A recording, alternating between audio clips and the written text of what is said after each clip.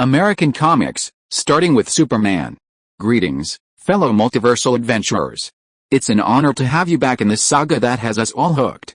Official channel statement: this story is 100% epic fiction, so please don't attempt real magic. The results aren't guaranteed and insurance won't cover it. The rights to this masterpiece belong entirely to its brilliant original author. We are just a barge sharing it with you. Do you want to keep being part of this amazing community? Join our ninja army of subscribers on YouTube and give this content a like. And for true fans, our Patreon has exclusive ninjutsu waiting for you. Chapter 251, Battle with Ancient One. The Ancient One spun, a golden fan blade gleaming from his right hand. His wasn't fast, but his timing was impeccable. In martial arts, the ultimate speed is slowness, and the strongest technique is no movement. Facing Li Ya's superior speed, the Ancient One gathered an energy shield, blocking the blow. Then, at the perfect moment, he switched defense to offense. Li Ya didn't dare block the Ancient One's attack with his bare hands. He swiftly crossed his hands, divine power swirling around his fists, forming a fan blade as well. He swung his fist at the Ancient One's attack. With a swish, their magical weapons collided, with a sound of a chainsaw cutting metal, followed by a loud bang, and the Ancient One's body was sent flying backwards. Regardless, Li Ya's strength and speed far surpassed the Ancient One's. In this pure clash of strength, the Ancient One could not gain any advantage. The next second, the Ancient One unleashed his left hand and swung it with all his might. The space around him expanded again. It seemed he was retreating, but in reality, it was the surrounding scenery that was retreating. There's such a trick, Li Ya finally understood. Within the mirror dimension, the Ancient One could exploit its laws, stillness and movement, speed and slowness, presence and absence, to bridge the gap in power between them. The surrounding scenery shifted frantically, but the Ancient One remained motionless. At that moment, the magic fan blades in the Ancient One's hands twirled, transforming into a streak of light that swirled towards Li Ya. Though they were still tens of meters apart, the next moment, the Ancient One appeared before Li Ya. Fuck, this was cheating.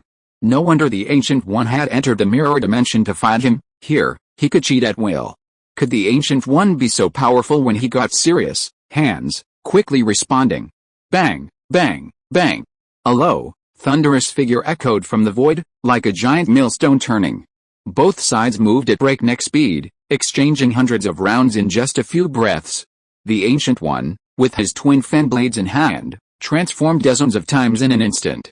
Like flowing water, he simultaneously attacked and dispelled attack, utilizing his special movement within the mirror dimension to dissipate the vast majority of Li Ya's power. Then, all his powers converged into one, transforming into a powerful blow that slammed down on Li Ya head-on. Thunder, Li Ya roared, his divine power erupting.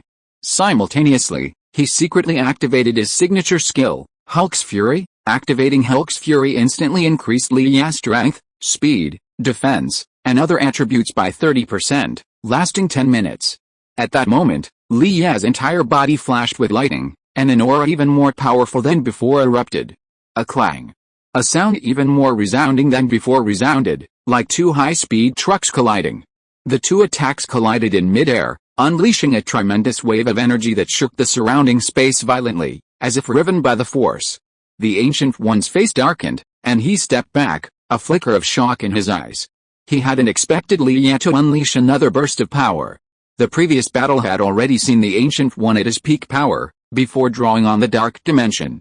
Even so, Li Ya had blocked his attack, and even, it had been a close match. Li Ya's face grimaced. He knew this wasn't the Ancient One's peak power.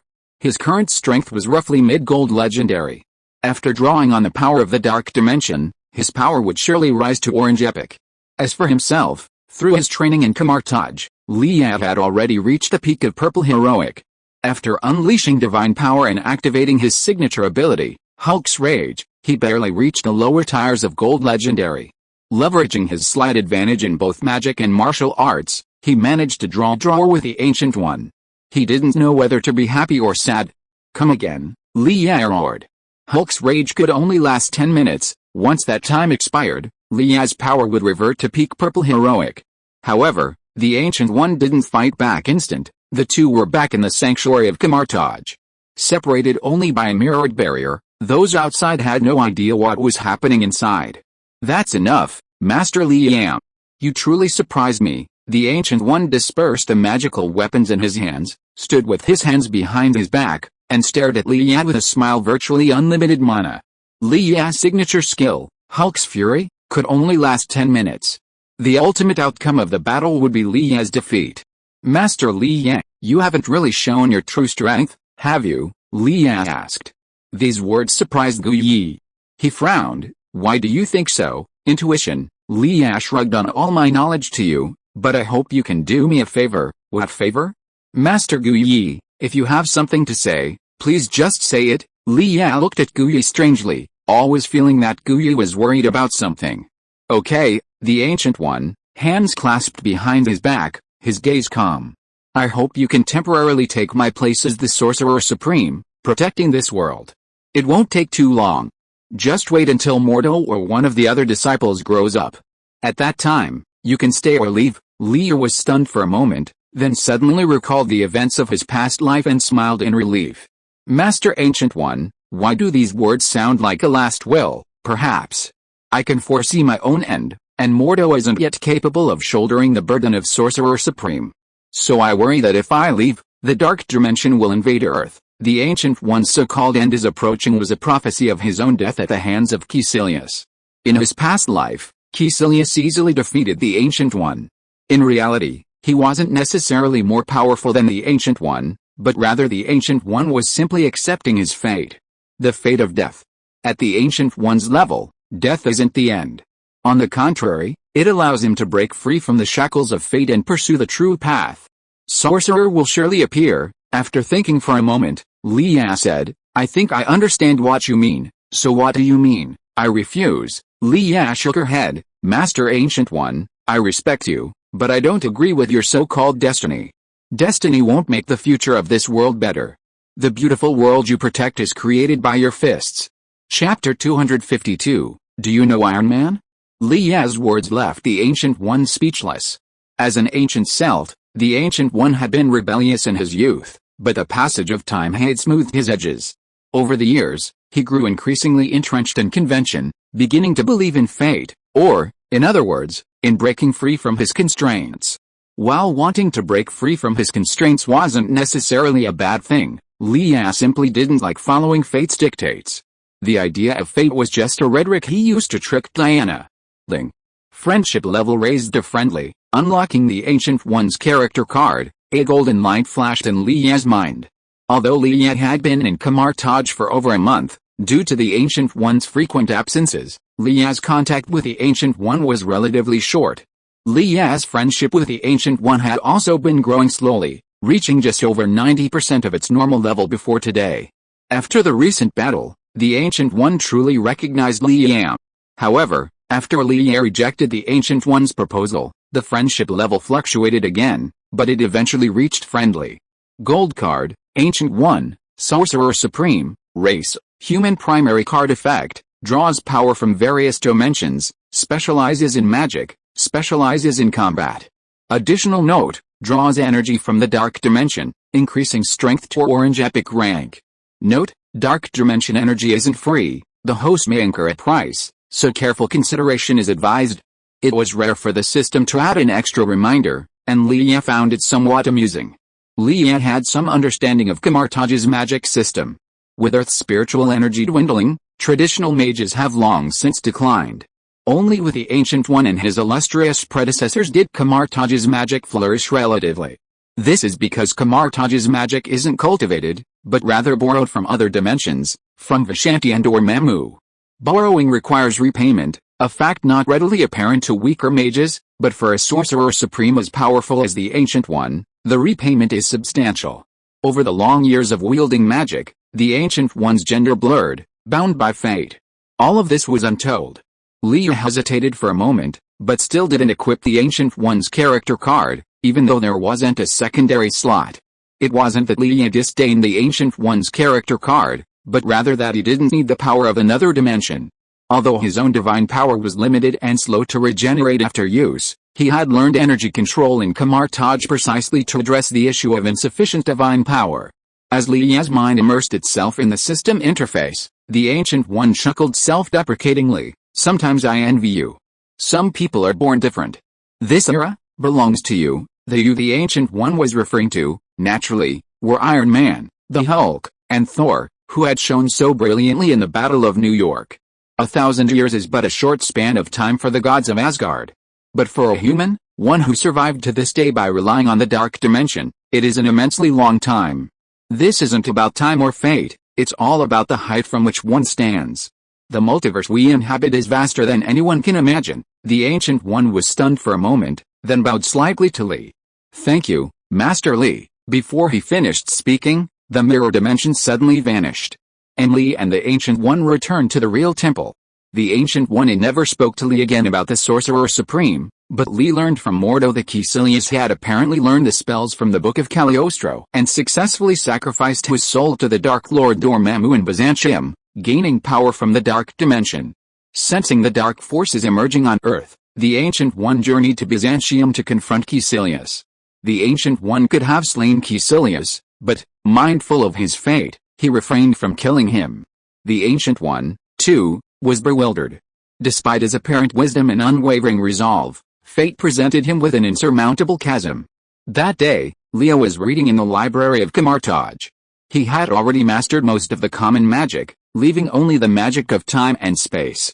Compared to common magic, time and space magic were far more profound, especially time magic, which not only required lengthy and complex incantations but also the power of the Eye of Agamotto. Leo knew that the Eye of Agamotto was actually the Time Stone. Time magic was forbidden in Camartage because it caused time to branch, and it was truly difficult. Not everyone could cast spells with a single glance, like Doctor Strange.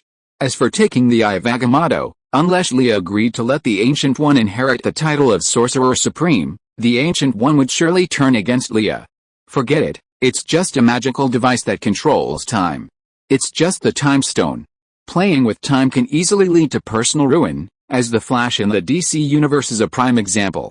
The first thing Leo did upon returning to his original universe was to kill Shan and offer sacrifice to the gods, otherwise he'd never be able to appease his resentment. Just as he was lost in thought, his phone rang. It was Tony Stark's video call. "Hey, shitbag, what are you tinkering with in the lab?" Leo glanced at the phone screen. Tony was facing a metal plate the size of an iPhone, adjusting various data. "Hey, Leo, are you in the library?" "Oh, I see, the magician's library." Tony dragged his roller skates closer to his phone on the table plate. Leah's eyes fell on the silver metal plate again. She hadn't expected it to be Tony's latest Iron Man suit. "Yes, this metal plate is embedded with the 10 Philosopher's Stones you gave me. Wait a moment. Once I've set the final data parameters, you'll see me wearing the Mark 43 prototype for the first time." Unexpectedly, in this universe, Tony had truly combined the magic of the 10 Commandments with technology to create an Iron Man suit that blended the powers of both. "I wonder if I'll ever get the chance to see the Infinity Stones embellished Iron Man." Liashu stopped reading and stared at his phone expectantly. At this moment, Wang from next door floated over and stared at Lia expressionlessly. "No noise allowed in the library." "Oh. Check out Iron Man's latest suit.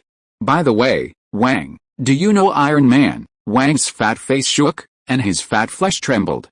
Leo was speechless and pulled him to his side. "Look, that guy in here is Iron Man, and he's about to transform." Chapter 253, Mark 43. Librarian Wang grew up in Camartage and didn't know much about electronics.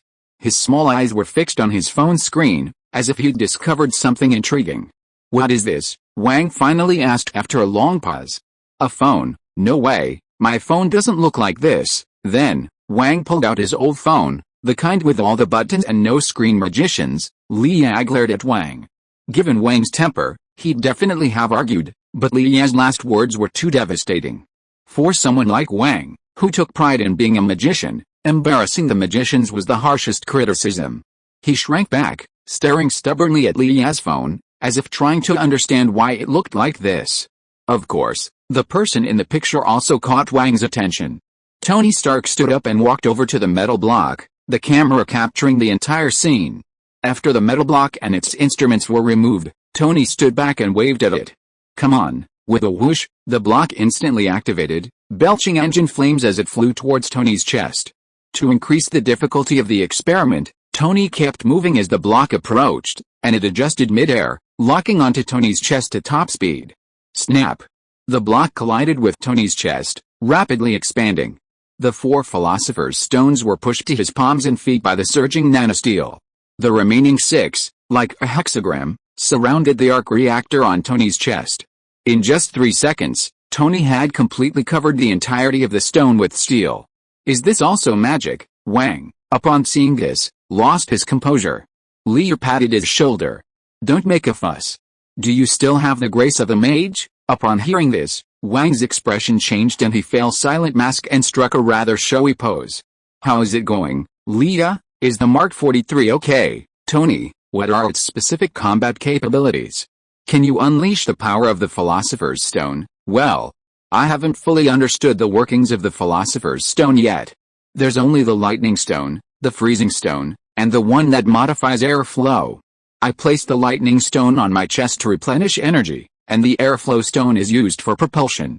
The Mark 43's speed is several times faster than previous generations, Tony explained, briefly demonstrating how to use the Philosopher's Stone. Since this was in his lab, he could only give a brief demonstration. If he really activated it at full power, a single energy cannon shot would likely blow up the entire building. Liu looked on thoughtfully, which frightened Wang beside him. Is he also a powerful mage? Wang was surprised to find that even those outside of Kamartaj were so powerful. No, he's a scientist, Liu casually explained, then turned to Tony. Tony, I've just had an idea. A so-called magical weapon is simply a magic array engraved on a specific object. I'd like to try engraving a magic array inside your Iron Man suit. That can maximize the power of the Philosopher's Stone. Oh my god. Leah, you're a genius. What are you waiting for? Come over and help me research. Tony was thrilled. Even with the most basic use of the Philosopher's Stone, he felt the Iron Man suit's performance increase many times over. If Leah's vision became a reality, Tony's biggest headache, the weapons, would be easily solved. All that remained was to focus on researching energy nanotechnology. Don't worry.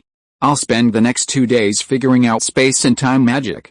That way, my studies at Kamartaj can come to an end. You're so mean, Liang. You lied to me you were traveling to Nepal. I wasn't kidding, I really was traveling. Who knew a supreme sorcerer would suddenly show up, saying I was incredible, a magical prodigy once seen in a million years, and begging me to teach him magic and pass the position of sorcerer supreme to me? Tony's mask vanished in shock, a look of keep making it up. The straightforward Wang abruptly stood up. Does the Ancient One really want you to take over as the sorcerer supreme? Where's your self-control? Wang, what did I say? Where's your self-control as a mage? You're making such a fuss about such a small thing. Go sort out those books, go. Liu glared at Wang. What a blockhead. He was just bragging and joking with his brother, and now he was so shocked. Did he really want Liu to tell Tony that all this was true? Tony's mouth twitched, but considering Liu's usual flirtatious nature, he didn't take it seriously. Liu, the Mark 44 Veronica satellite just launched. Dr. Banner helped me with it. Next Monday, I have surgery to remove the arc reactor from my chest. After I'm released from the hospital, let's have a party. You, me, Banner, Steve, Natasha, let's get together. Congratulations. A party is definitely in order. By the way, Dr. Banner, do you know what the Mark 44 is? Speaking of the Mark 44, many people might not know what it is, but the Hulkbuster armor is much more famous. Dr. Banner was asked by Tony to participate in the development of the Veronica satellite, and now the Hulkbuster armor is complete. If Dr. Banner knew Tony was working on an armor to counter him, he would probably transform and punch him in the face. Since it's meant to be a Hulkbuster, current nanotechnology is far from sufficient. Stronger, heavier materials were the only option. Many of the components incorporated nanotechnology, allowing for a degree of self-repair in the event of damage. A week later, at the London Temple. Thousands of years ago, the almighty Agamotto, the founder of magic, created 3 temples in locations of powerful magic around the globe. Together, they formed a shield to protect the world, fending off invasions by beings from other dimensions. These temples are the Hong Kong Temple, the London Temple, and the New York Temple. The Supreme Sorcerer, Ancient One, has painstakingly cultivated these temples for centuries, training numerous powerful mages. Suddenly, the air folded in midair, and several figures emerged from the void. Master Grantham, there are intruders. The gatekeeper saw several figures emerge from the folded space. Their eye sockets were surrounded by an inky black ring, and there were cracks, as if from extreme dryness. They looked terrifying. Caecilius. Why is it you? Filled with astonishment and anger. P.S. Yes, the time has been advanced. After all, it's a parallel universe, and there's the interfering factor of Li Yam. Chapter 254, Tony is discharged from the hospital. Grandson, I never thought you'd become the guardian mage of the London Temple, Caecilius quipped at the curly-haired white mage in the lead, his gaze fixed on the others before him as if they were dead. I didn't expect you'd show up again. Come with me to see the Ancient One. Before he'd finished speaking, the leading white mage unsheathed his magical weapon, a short Zen sword. Activated with magic, it emanated a golden red glow. Just a few of you, Caecilius offered a mocking smile. His face darkened, and he clasped his hands together before quickly opening them, condensing a specially folded spike in his grasp. Facing the white mage's attack, Caecilius calmly raised his hands. The air blades collided with a magic sword, sending a wave of energy surging through the void. The remaining mage followed suit, each finding their own opponent and engaging in combat. However, Caecilius and his fervent followers had gained the power of the Dark Lord Dormammu. From the moment the two sides engaged, Caecilius's side gained the upper hand. Moreover, Caecilius had many followers, making their training much easier than training a single mage on Kamartaj. Simply sacrificing their souls to Dormammu would instantly grant them the power of a high-level mage. Too weak, Grantham. You've trained on Kamartaj for 10 years, and you're still not as powerful as my newest disciple. Ha ha ha, Caecilius let out a wild laugh. He forcefully repelled the London Temple's guardian mage. A follower behind him, also wielding an air blade, stabbed the temple's guardian mage in the back. Ancient One, even the temple's guardian mage had perished, and the remaining mages seemed to foresee the outcome. An Argentinian mid-level mage, the weakest of the group, remained to fight, a fate unavoidable, their companions fending off the invaders. Run towards the portal within the temple. As long as we notify the Ancient One, it won't be too late. Want to run? No way. Caecilius's gaze fell on the mage who had fled to report the news. He ignored the remaining few and leaped onto the wall, walking along it as if it were flat ground. Help! Help! Enemy attack! The London Temple is under attack. Help! As the portal to Kamartaj opened, a blade of air pierced the mage's chest. Suddenly, a large amount of blood gushed out of the man's mouth uncontrollably. On the other side of the portal, watching all this in horror, stood the librarian, the king. Damn it! The king immediately drew his weapon, ready to fight, but Caecilius made no move to charge into Kamartaj. Caecilius raised his hands, and a magical sphere formed from unstable spatial energy appeared in midair. Ha ha ha! London Temple, with a sinister grin, Caecilius waved his hand fiercely, sending a magical ball whistling towards the entrances of the London Temple and the Kamartaj Temple of Time. Boom! A powerful shockwave struck, sending the 300-pound Wang Du flying and slamming hard into the wall behind him. By the time Fatty Wang regained consciousness, the London Temple on the altar had been destroyed. Something's happened, Master Ancient One. Something's happened. Fatty Wang leaped to his feet and sprinted towards Kamartaj. New York Central Hospital. The renowned billionaire Tony Stark had the reactor removed from his chest today, and a swarm of reporters huddled outside the hospital. Everyone stared intently at the entrance, afraid to miss the first shot of Tony emerging. These days, publicity is money. Whether it's Playboy Tony Stark or Iron Man, any little thing can make the front page. He's out. He's out, someone shouted, and reporters, cameras in hand, began filming the hospital entrance. A man in a gray-white suit and sunglasses emerged from the hospital, escorted by a group of bodyguards. Portal to the hospital. In the back seat, Tony found Leah sitting next to him. The driver was Natasha Romanoff, the Black Widow, and the passenger seat was Captain America, Steve Rogers. The two looked puzzled at Tony's words. A portal? What does a portal mean? Tony glanced at the three people in the car. Lee, didn't you tell them about your trip to Nepal? Yes, I was traveling. Captain and I kept in touch via email. Captain America was wearing a casual t-shirt, his muscles bulging against it. What's that portal? It's not like the ones in Manhattan, is it? A few months ago, Loki used cosmic magic to open a dimensional portal over Manhattan.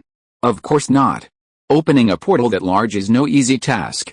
I can only open this. Before he could finish his words, a silver-white magic circle appeared in Lee's hand. As the magic circle swirled, a similar silver-white circle of light appeared in front of the car. Omega, Natasha, the Black Widow, was startled as she was driving. Just as she was about to hit the brakes, the car had already driven into the circle of light. One moment, they were on the streets of New York Central Hospital. The next, they were in Brooklyn, the former Stark Industrial Park, now converted into Tony's villa. Natasha slowed down the car, looking around in amazement. They'd actually arrived at Tony's new home. Tony, sitting in the backseat, felt a surge of superiority at Captain America Steve's seemingly inexperienced expression. The car drove to the villa's parking lot. The four of them exited and headed straight for the main building. "Tony's here, let's start the party." As they entered, they were greeted enthusiastically by a 300-pound man, his waist as thick as a water tank. Cheers erupted. Happy had been injured by an extremist blast and recuperated for over a month before being released from the hospital. Even now, the scars on his face were still visible. But that didn't dampen his enthusiasm and energy. "Hey, Tony, congratulations on getting that thing off your chest. Hey, Captain, can you give me an autograph later? Oh, I guess this is Mr. Lee Yam. Nice to meet you, how glad are you?" Next to him, tried not to laugh. Lee smiled and patted his shoulder. "I'm just kidding, we're having a party, let's have fun." Chapter 255, Raise a Hammer. As a typical playboy, throwing a party at home is child's play for Tony. Of course, Tony has been much more restrained than before. At least today's party only invited 20 to 30 young models, which is the least number of young models. As for the others, they're all friends he knows from business or life.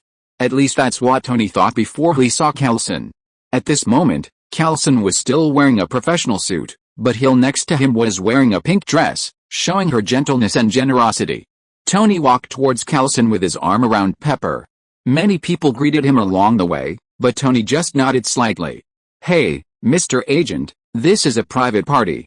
No one without an invitation is allowed." His implication was that people from S.H.I.E.L.D. were not welcome. Coulson offered a polite smile. "Mr. Tony, my name is Phil Coulson, and I have an invitation." "No, you don't, security. I spotted a suspicious guy in." "Get him out," Tony shouted directly to the security. "Why would I give him an invitation?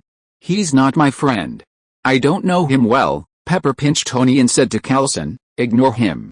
That's just how he is." After explaining, Pepper pulled Tony away. "Why are you being so rude to Coulson?" "Because every time that guy shows up, something bad happens. Or rather, whenever it involves S.H.I.E.L.D., something bad happens." Tony held a deep grudge against S.H.I.E.L.D. and Phil. Phil Coulson was clearly accustomed to this kind of situation. He glanced helplessly at Hill beside him and approached Lee Yang, glass in hand. "Mr. Lee, I heard you went to Nepal a while ago. Who told you that?" Lee Yang asked seriously. Coulson's next question was on the tip of his tongue, but it was suddenly choked back by Lee Yang's question. Who else could it be? S.H.I.E.L.D. With Casillas's recent high-profile activities, it would be surprising if S.H.I.E.L.D. didn't notice him. And there's also the Sorcerer of Kamartaj. With S.H.I.E.L.D.'s means, it wouldn't be difficult for them to get a clue. Looking at Coulson's humiliation, Hill puffed out his chest and squeezed his cleavage. "I know this isn't the right place, but Director Fury wants us to clarify something. Are those who practice magic harmful to society? Ever since Thor arrived in this world, people's receptivity to novelty has generally increased. S.H.I.E.L.D. had somehow learned of the existence of sorcerers, but because they rarely see the world, S.H.I.E.L.D. lacked communication and understanding. Now that there's evidence that Lee Yang has come into contact with those mages, Director Fury is naturally eager to learn what kind of people this world's mages are." Lee shrugged. "Just like ordinary people, there are good ones and bad ones. I don't know the specifics." With that, he raised his glass to the two men, effectively terminating the conversation. While S.H.I.E.L.D. wouldn't necessarily dare to provoke him, no one would appreciate being scrutinized. Only Fury, Coulson, and Hill were relatively polite to him. Otherwise, Lee wouldn't have given them a good look. Aside from the two S.H.I.E.L.D. members, everyone else was immersed in the joyful party. Black Widow Natasha, acting as a bartender, was chatting affectionately with Bruce Banner.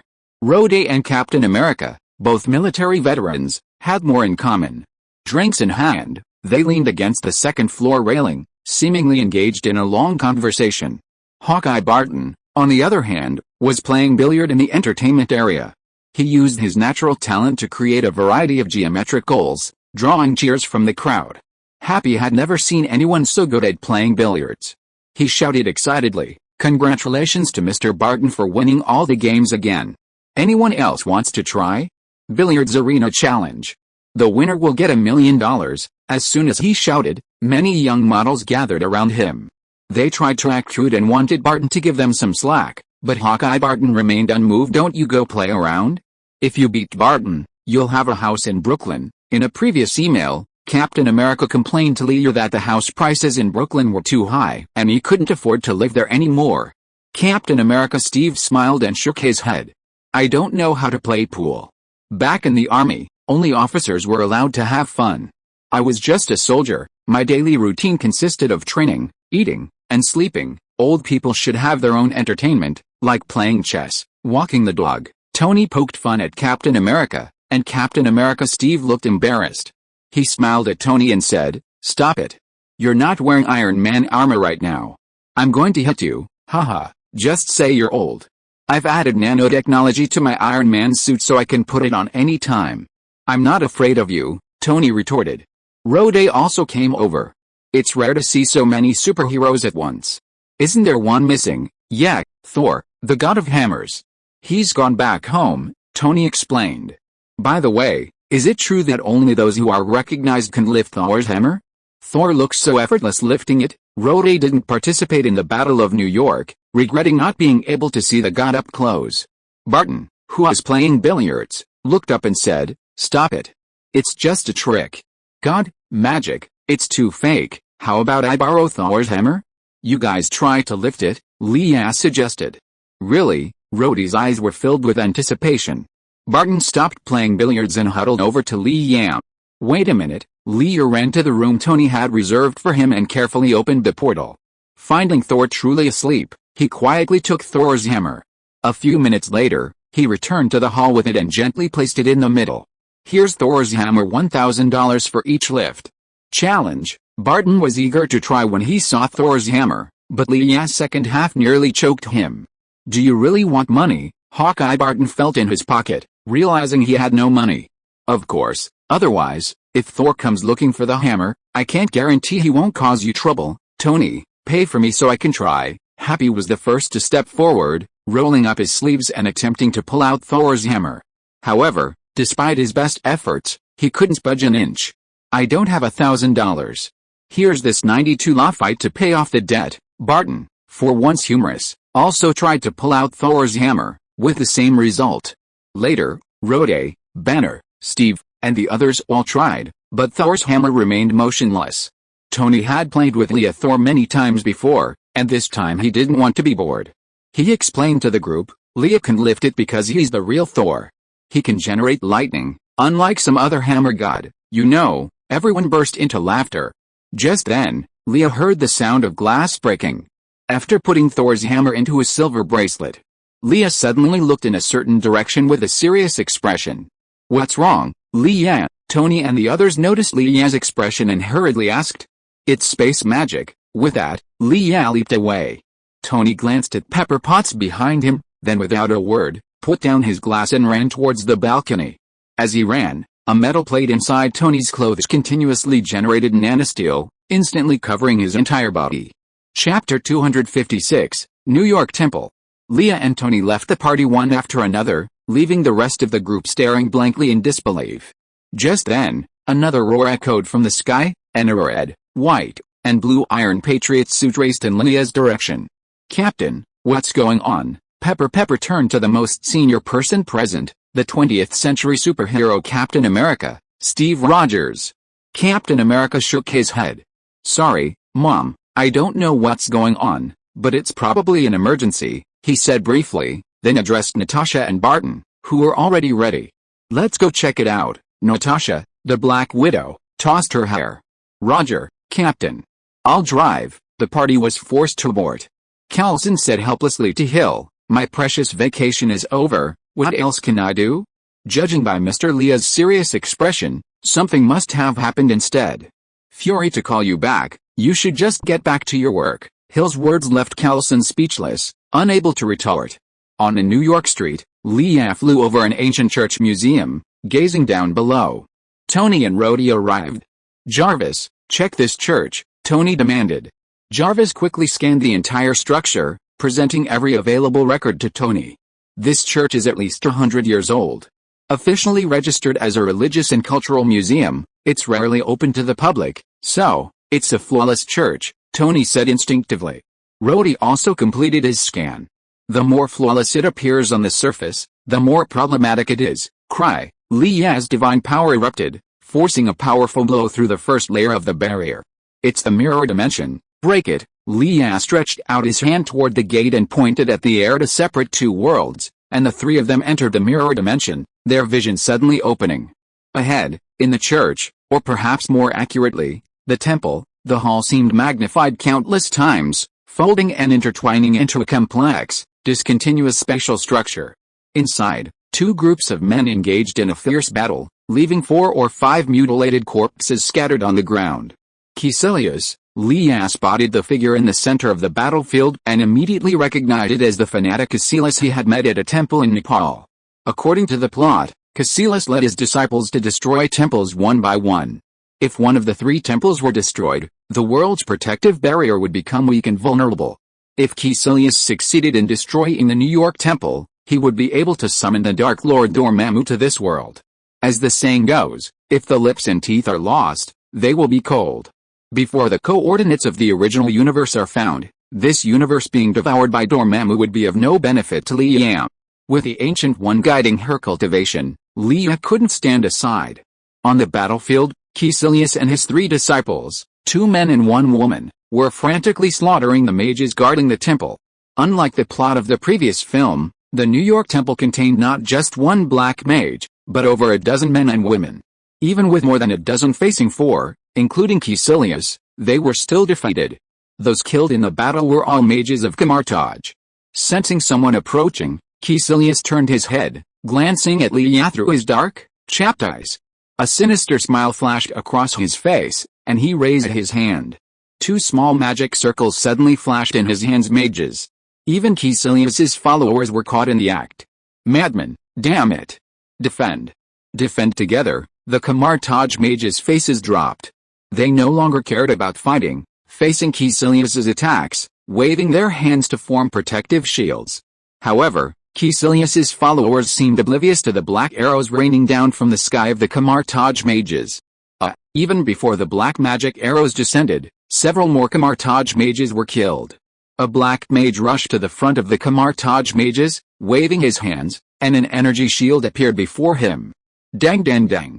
A sound like arrows striking a shield echoed tremble, seemingly on the verge of disappearing. Daniel, surrender. Even the Ancient One is dead. Your persistence is meaningless, Caecilius grinned, pressing his palm downward with all his might, sending a hail of black arrows crashing down like an avalanche.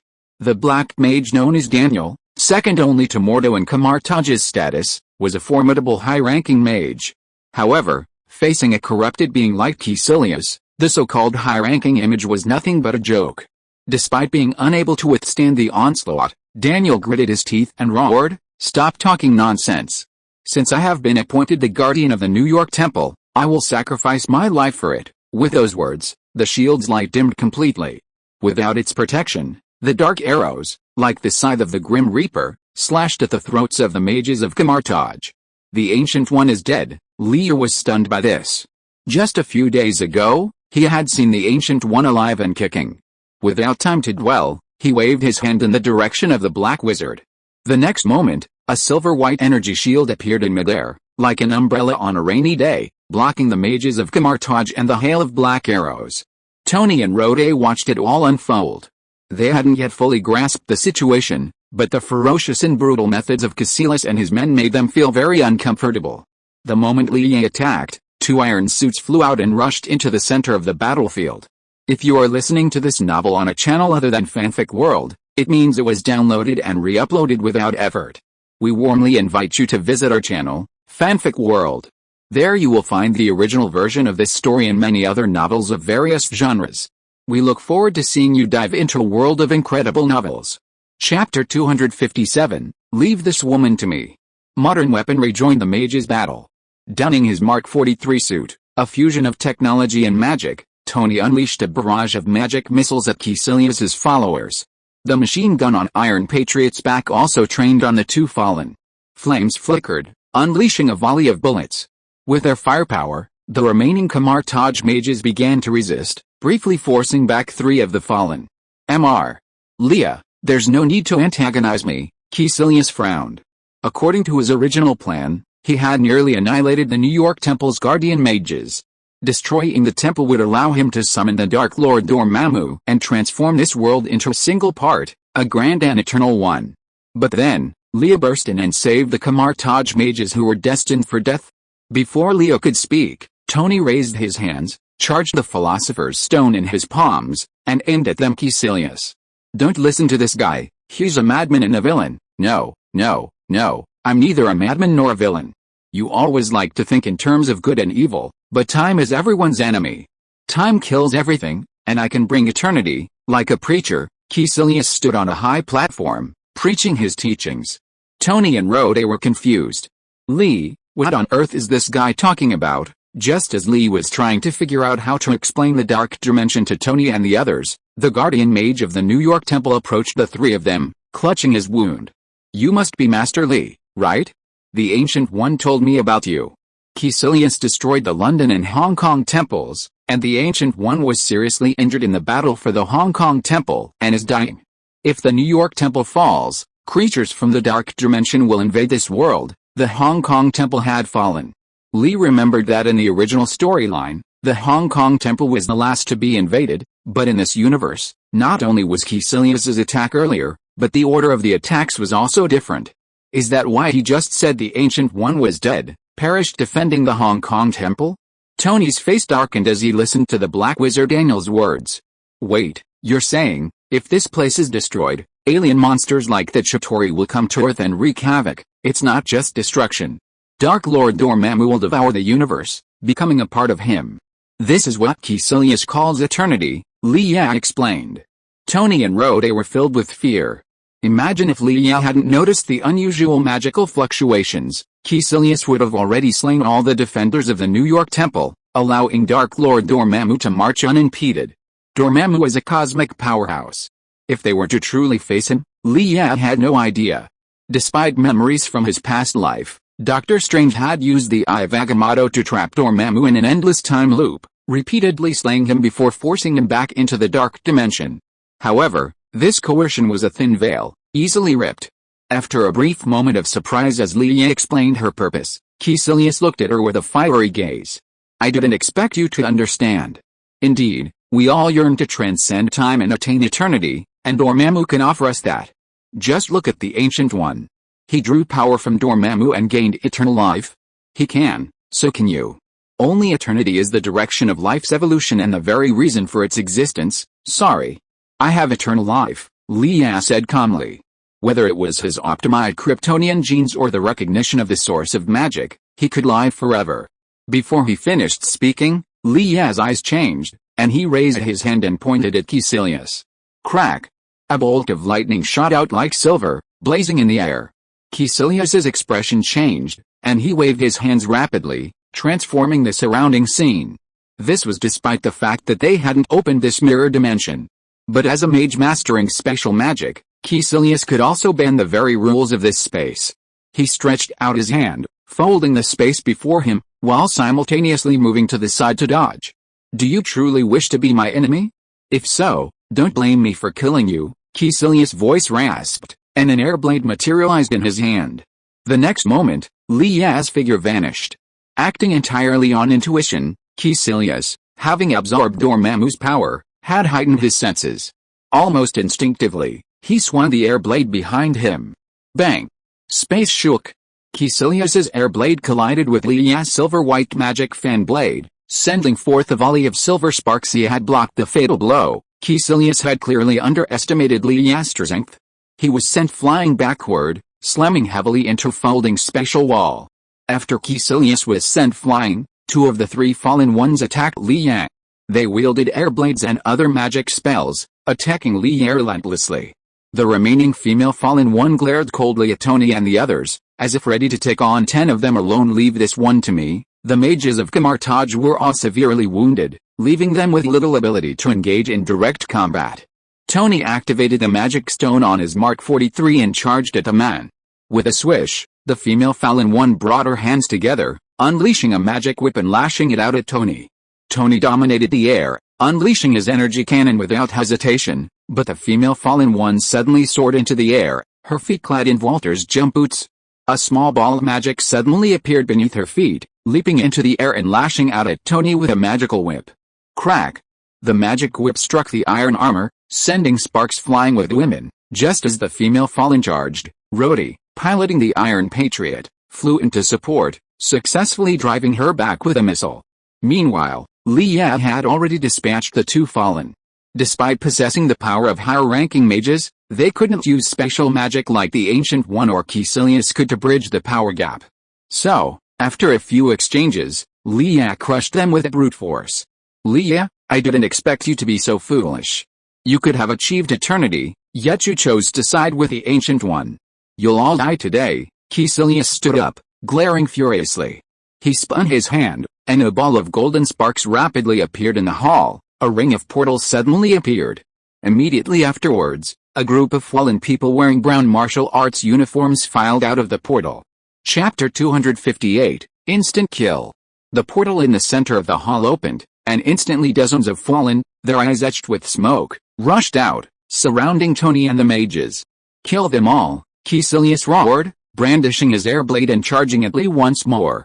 He was no match for Lee alone, so Caecilius summoned a dozen or so fallen to join him in the attack. The remaining men were more than enough to kill the Kamartaj mages. With the Kamartaj mages defeated, the mirror dimension he had activated would be dispelled. Then, with a single energy bomb, Caecilius could destroy the New York Temple and complete his mission. The battle erupted once more, clashed, and magic shone. The corrupted mages condensed dark energy into a variety of magical weapons, attacking their respective targets in unison. Almost immediately, the dark whip of magic fell, severing half of the head of an already severely injured mage, killing him instantly. Tony and Rhodey coordinated their attacks, unleashing a barrage of attacks from magic stones, energy cannons, and missile machine guns. The corrupted mages activated their energy shields, blocking the barrage, and then hurled spear-like weapons at the two iron spear-like weapons suits. As for Li Yang, Caecilius waved his hands, sending dimensional magic surging out. He could sense Li Yang's power and knew it was impossible to kill him quickly, so he decided to trap him. Once all the mages on Kamartaj were dead, the outcome would be decided. Facing the constraints of dimensional magic, Li Yang clasped his hands, layers expanding of space. Dozens of corrupted mages rushed forward like crazy, dark whips raining down feather-likes. Swish! Swish! Swish! Spatial magic bound him again, and magic whips fell. Leo dodged most of the attacks, but his hands were still entangled by 3 magic whips. The corrupted mages tugged, and the whips suddenly stretched straight. The corrupted mages desperately tried to free Leah's hands, but no matter how hard they tried, they couldn't budge them even a bit to compete with me in strength. Before he could finish his words, Leah pulled his hands together, pulling the 3 corrupted mages towards him, and simultaneously launched a powerful attack. Bang! Bang! Bang! In an instant, the 3 men were transformed into 3 clouds of blood mist, leaving them no chance to struggle. Seeing their companions instantly destroyed, the dozen or so corrupted mages surrounding Leah looked at each other with grim expressions, as if stunned by this vision. Caecilius snorted coldly, "You have been blessed by the Dark Lord Dormammu. All of you will never die. Even if your bodies are destroyed, your souls will still enjoy eternal life in the Dark Dimension." With these words, Caecilius raised his finger and pointed at Leah, shouting, "Dark Lord Dormammu demands this man's death. Do you dare to disobey his orders?" Roar! Following Caecilius's instigation, the corrupted mages roared and rushed towards Leah with suicidal momentum. After gaining even a modicum of dark power, these corrupted mages had completely lost their minds, worshipping Dormammu as a god and not hesitating even to die. This is essentially the nature of evil. As the corrupted mages swarmed forward, Leah sneered, his eyes suddenly turning a crimson red. Zizz zizz zizz. In an instant, 2 parallel beams of blazing light shot out, arcing through the air. Puff! Almost simultaneously, The fallen mages who rushed towards Lee were severed by heat vision. Their bodies instantly vaporized, leaving two charred halves tumbling to the ground. Suddenly, the entire world fell silent. Seeing this, Caecilius's smile froze. He was on high alert, his eyes darkened as he stared intently at Lee's magical hands, ready to counter any spell he cast. Drawing on Dormammu's power, Caecilius' magic could rival Lee's. With just a glance, all the followers Caecilius had painstakingly persuaded were wiped out. "Asshole, who the hell are you?" Caecilius' voice trembled. He didn't care how many followers died. But with over a dozen slaughtered in an instant by Lee, how could the remaining ones stand against him? Unless Lee's move was a one-time use. Lee's eyes gradually cooled, and he walked towards Caecilius with a stern face. "It doesn't matter who I am, what matters is that you're going to die." Before he could finish his words, Lee suddenly erupted, swinging his hands. A torrent of energy slammed down, shaking the void and radiating silver light. Caecilius's expression was utterly solemn, frantically drawing strength from the dark dimension. The air blades in his hands seemed as heavy as 1,000 pounds, slowly slashing out, his body swiftly dodging. He couldn't help but sense Lee's power. He was no match for him. Bang! The void trembled, and Caecilius's air blades clashed again with the fan blades in Lee's fists. The barrier of the mirrored space shattered like shattered glass. Lee didn't hesitate, catching up and striking again, the silver fan blades gleaming. Before the aftermath of the first punch had even subsided, another struck, leaving Caecilius helpless. His expression darkened, and with no time to cast special spells, he could only frantically defend himself. Boom! The void trembled again, a hole pierced Caecilius's chest, and a mouthful of dark blood gushed out of him. "Do you think this is the end?" With his chest pierced by a punch, Caecilius let out a creepy grin. "This world's magical barrier has weakened to its limit. No one can prevent Dormammu's arrival. Even if a temple still exists, it only slightly slows the invasion of the dark dimension. No one can change the fate of this world, no one can." "Ha ha ha!" Caecilius let out a series of wild laughs, and Lee's eyes turned red again. Heat vision burst out of his eyes. With his chest pierced, Caecilius could no longer cast magic to resist. A terrifying, incandescent beam of light descended upon him, melting like a humanoid iron block, incinerating him to ashes. The zealot Caecilius was dead, and the fallen mage was instantly thrown into chaos.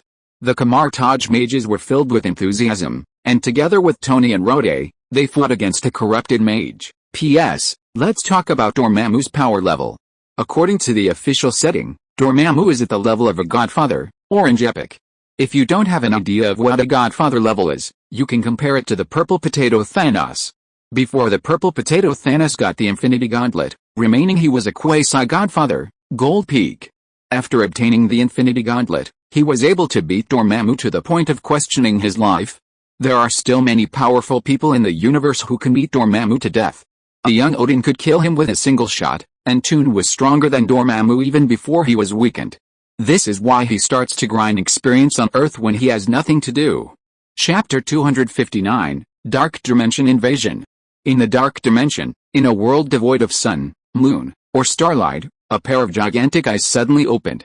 With the appearance of these eyes, a glimmer of light finally appeared in the dark world.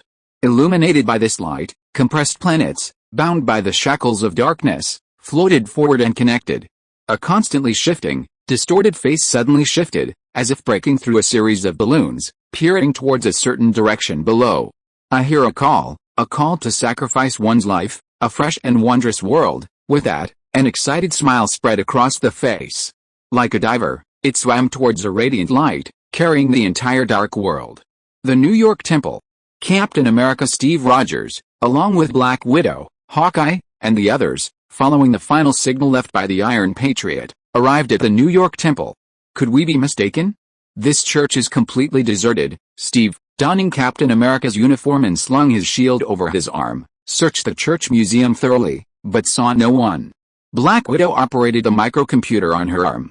"No doubt, the coordinates Commander Rhoda gave are right here. Then why is there no one here?" Patton asked, sheathing his bow and arrow. Before he could finish his words, the sound of breaking glass rustled through the air. The next second, the mirror dimension suddenly vanished, and the people originally in it suddenly appeared in the temple's hall. It had appeared so suddenly. Patton was walking instinctively when a mutilated body materialized out of thin air in front of him. Caught off guard, he stepped on it. Oh my god. What's that? Even Hawkeye Patton, accustomed to the rigors of life, was startled. He instantly drew his bow and arrow, ready for battle warily. Then they saw Iron Man, Iron Patriot, Leah, and a few black men. Leah, what are you doing? What are you doing? Steve gestured with his hands, trying to find a word to describe this bizarre phenomenon from his limited vocabulary. But he hesitated for a long time, still unable to form a sentence. Captain America was indeed at a loss for words. He was a man of few words, a man of steel. Leah gave a look of I understand and pointed at the bodies on the ground. These are dark magicians. I just saved world peace again, and you're welcome. Captain America nodded woodenly. Yes, magic. I was just about to mention that. Tony's Iron Man suit was completely nanoscaled. Please, I contributed too. If it weren't for my help, how dare you say you could defeat them all?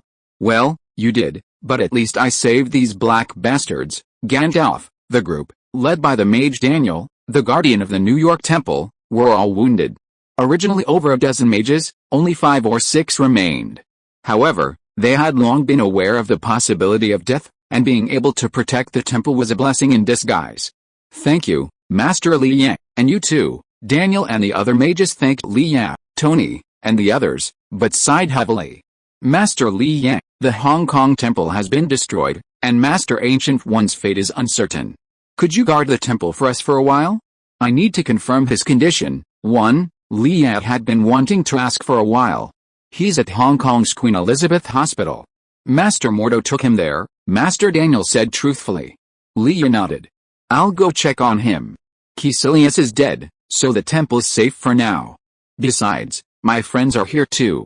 So there won't be any problems. After hearing Li Yang's words, Master Daniel was silent for a moment, then nodded. Alright, Master Li Yang, I'll trouble you then. As everyone chatted, Black Widow suddenly looked out the window and shouted, Hey, come take a look. What's that thing in the sky? What's going on in the sky? Don't tell me there's another portal. Tony was the first to reach the window, and everyone looked in the direction Black Widow pointed.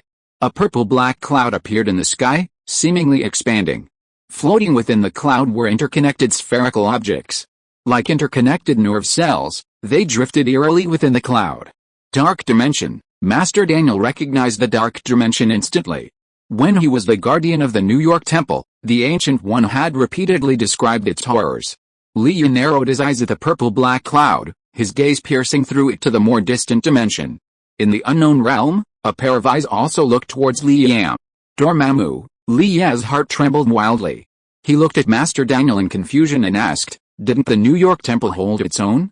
Why is the dark dimension still descending? Before, the 3 temples existed to resist the dark dimension's invasion. Now, only the New York Temple remains. Master Daniel sighed and shook his head. You should say it's fortunate that one temple still exists. Otherwise, the dark dimension would have marched in unimpeded. Right now, it will take at least 2 or 3 days for it to fully descend. I understand. Li Yang withdrew his gaze and was silent for a moment before giving Tony and the others a general overview of the situation. The dark dimension is invading. Can we do anything, Captain America? Steve Rogers asked. He had no experience dealing with magicians or dimensional beings. Even facing the most dangerous Hydra, the Red Skull, he had never felt so helpless. Li Yang thought for a moment and said, evacuate the crowd. Don't cause unnecessary panic. He wanted to say more, but the words stayed on his lips. Regardless of what the crowd thought, he raised his hand to create a magic circle. With a flick of his other hand, a silver-white portal appeared in midair. Li Yang stepped into the silver portal, which suddenly vanished. In front of the Special Care Unit in Hong Kong, Wang, the librarian of Kamartaj, stood in the hallway, staring through a window at Ancient One, who lay on a bed, breathing oxygen. Is Master Ancient One alright? A portal appeared and vanished in the hallway, and a man approached Wang and asked. Fatty Wang didn't turn around. He's still under observation. The doctor won't be able to confirm whether he's out of danger until tomorrow morning. Before he could finish his words, Li Yang felt a surge of soul power. It was obvious that Ancient One had sensed Li Yang's presence and was communicating with him through his astral form. Chapter 260, Soul Out of Body. Fatty Wang, standing beside him, was still talking, But Liya had no intention of listening.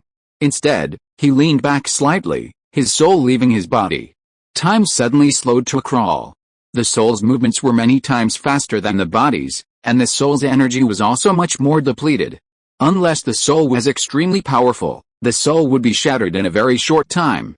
Master Ancient One, and flying towards the hospital balcony. Liya followed Ancient One's soul and stood side by side on the balcony, gazing into the distance. I have prevented countless terrible futures, time and time again, silently. Do you want to know what I see in your future? Ancient One asked Liya, gazing at the distant city scene. Don't be ridiculous. How can you possibly see my future? Liya said frankly. Whether it's the DC universe or the Marvel universe, the Marvel universe's future is fluid. This means that any tiny variable can cause the original future to change drastically. And Liya, this time traveler, is the universe's greatest variable.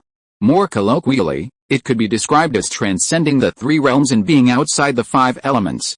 You're trying to see my transformation clearly. Are you still asleep? The Ancient One's spirit flickered, choked by Liya's choking. He rolled his eyes at him. This world is filled with unknown dangers. My future should end here, but nothing could be worse than Dormammu's invasion, Liya began.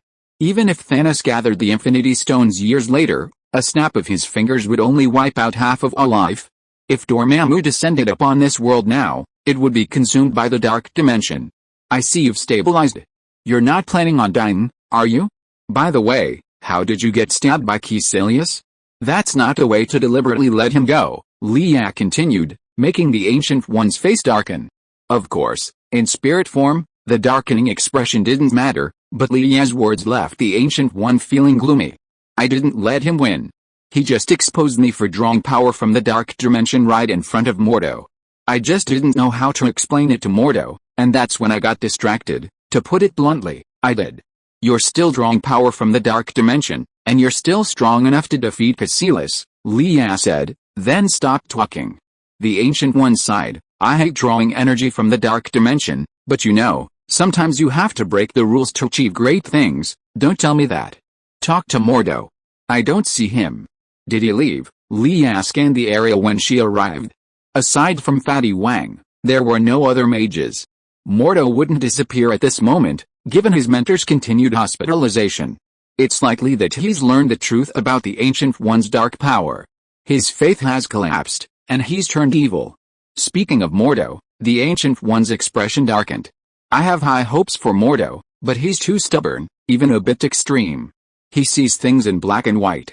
Simply put, he's a stickler for details. Let's not talk about him, Master Ancient One. Rest well, and don't die. If you do, I won't run Kamartaj for you, let alone train the next Sorcerer Supreme. This made the Ancient One even more upset. Regardless of what the Ancient One thought, Liya urged him to return to his body. As for Mordo, consider him a gift for future Doctor Strange to gain experience. Liya didn't like to owe favors to others, so handling the Dormammu issue was a way of repaying the Ancient One, and from then on, they were done with each other. A soul wandering for too long has its own effects, especially with the Ancient One severely injured. Naturally, carelessness was crucial. The Ancient One's soul drifted back into his body, and Liya's soul also returned. Fatty Wang continued to complain, there's still a lot going on at Kamartaj. Mordo is gone again, and the low and mid-level mages are all very uneasy. Mage Liya, are you even listening to me? Yes, you're doing great. Liya gave Fatty Wang a thumbs up. Wang, the task of taking care of the Ancient One is now up to you. You're the pillar of Kamartaj now. Fatty Wang appeared unconcerned, but inwardly, he was filled with pride. Do you even need me to tell you about such things? It's good that you're aware of this. I'll go back to Kamartaj and come back later. Liya patted Fatty Wang's shoulder. A magic circle materialized in his hand, and with a single wave of his hand, he carved a portal. The portal connected to Kamartaj. Fatty Wang glanced at it, assuming Liya had gone to Kamartaj to take charge, so he didn't ask any further questions. Upon arriving at Kamartaj, the portal suddenly vanished, and Liya dived into the library. Finding the Ancient One's bookcase, Liya searched through the bookshelves one by one. The Book of Cagliostro. Upon discovering it, Liya quickly untied it from its chain and retrieved the Eye of Agamotto from the Temple of Time. Wearing the eye around his neck, He opened the Book of Cagliostro. First, let's review the time magic spell. Although Li Yan had memorized every spell in the Book of Cagliostro, casting magic wasn't just about memorizing the spells. Casting magic requires talent, and the higher the level, the more it requires. In the original story, Doctor Strange could cast time magic with just a glance at the spellbook, something Li Yan felt she couldn't match. But compared to a prodigy like Doctor Strange, born to magic, Li Yan simply needed more practice. At least compared to Mordo, who claimed to be 1 in 100, Mordo still casts time magic with ease. First, open the Eye of Agamotto. Li Yan formed hand seals and chanted a spell. As his hands shifted, the Eye of Agamotto suddenly opened, emitting a faint green light. It's a pity I don't have an apple to experiment with. Without an apple, Li Yan flipped the Book of Cagliostro to the 2 pages torn by Caecilius. Then, with his hands clasped together, he cast a time spell, altering the book's timeline. He failed at first, but the second and third attempts succeeded, restoring the Book of Cagliostro to its most complete timeline. After attempting relatively simple spells, Li Yan began experimenting with more complex time spells. While practicing magic, Li Yan did his best to avoid disrupting the timeline. Experimenting alone, without disturbing others on Earth, generally resulted in minimal problems. The next day, after a night of practice, Li Yan had mastered most of the time magic. He pulled out his phone and checked Facebook. Sure enough, the unidentified purple-black cloud appearing over New York City had become the hottest topic of the day. Chapter 261, Dark Lord Dormammu. Compared to yesterday, the purple-black cloud in the New York sky had grown dozens of times larger, obscuring half the sky. Within the purple cloud, countless dark particles began to expand. Even strands resembling nerve cells continuously extended and invaded the real world. Closing his phone, Li Yan began to plan how to deal with Dormammu. According to official settings, the Dark Lord Dormammu is a Godfather-level powerhouse, corresponding to the system's power level, which should be Orange Epic. Li Yan's maximum power was Mid-Gold Legendary. A head-on confrontation with Dormammu would be a huge difference in strength. Recalling every time spell he had learned, after a moment's silence, Li Yan had a plan in mind.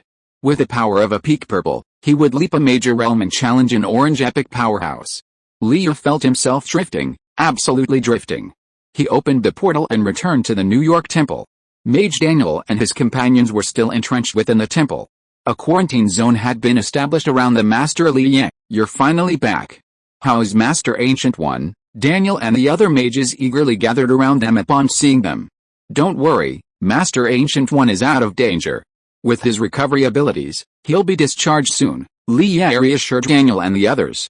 While the Ancient One hadn't yet left his mortal body, he could draw energy from other dimensions to speed up his recovery. Leaving the temple, the purple clouds in the sky continued to expand. Tony, Steve, and the others were on high alert around the temple. The government had also dispatched a large number of National Guard troops, armed and on guard. They just didn't know what was about to happen. Ever since the Battle of New York, any large hole in the sky would raise people's eyebrows. Tony, Captain, Li Yan strolled over to Tony and the others who were looking up at the sky.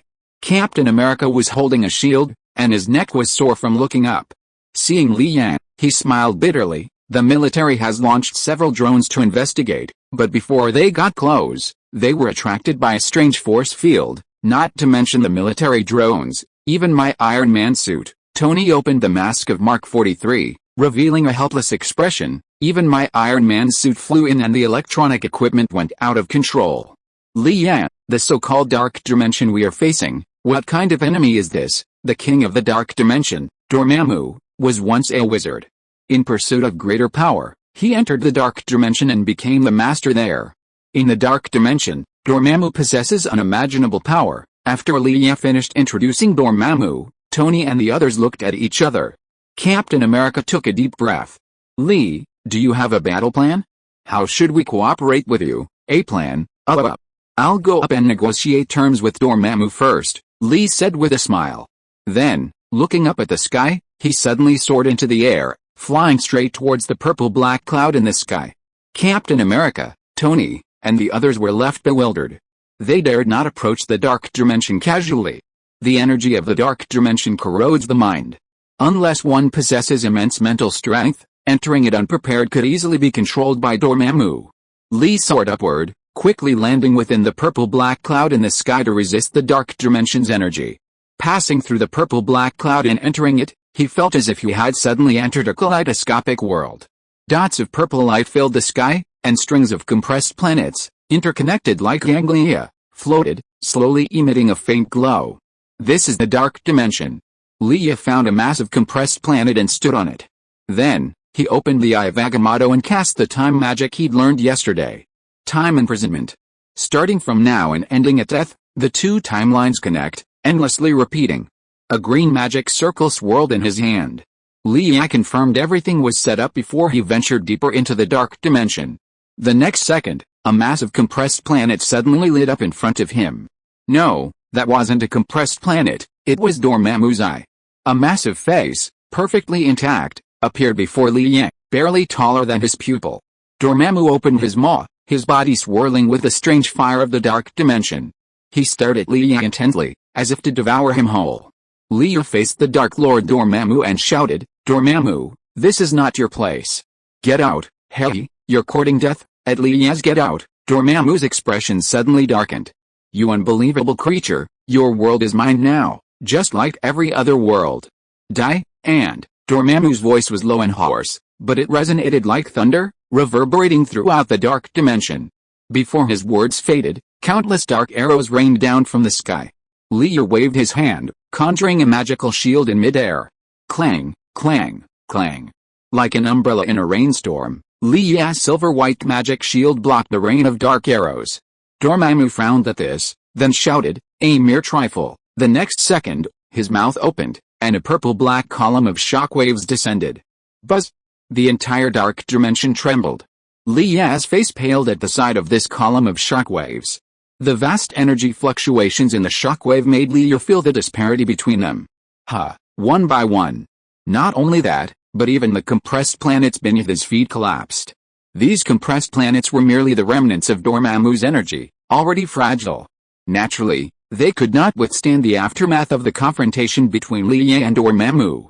The next second, Leia dodged as the compressed planets shattered. Even if he died now, he would only return to a previous point in time. But Leia was unwilling to die like this. What if he was a father-like power, had not a piece of Dormammu's flesh off? God of punishment, Leia roared to the sky, his voice seeming to penetrate the boundaries of time and space, floating to the plane of location.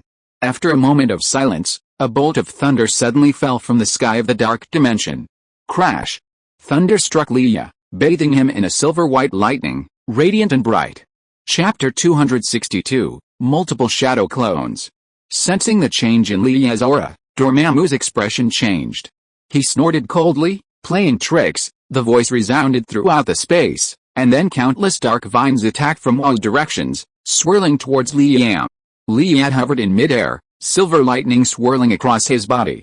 He clasped his hands together, gathering divine power and thunder, transforming them into a spear. A divine lightning spear. This time, Leia didn't throw the divine lightning spear. Instead, he grasped it with both hands and swept it across the countless dark vines. Crackling. Thunder exploded in the air, instantly scorching any dark vines that came into contact with the divine lightning spear to tremble endlessly, and the surrounding compressed planets floated and crashed towards Leia.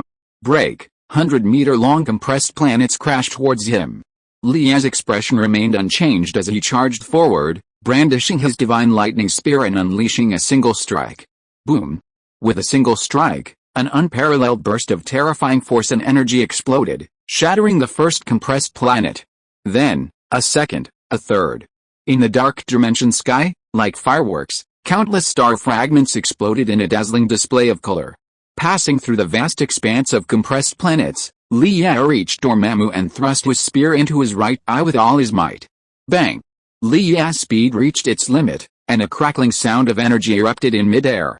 He quickly approached Dormammu, the divine lightning spear in his hand blazing with a dazzling light as he thrust it towards him. An ant trying to bite an elephant to death? How ridiculous! Midair, Dormammu's massive maw opened wide, his sarcasm barely concealed.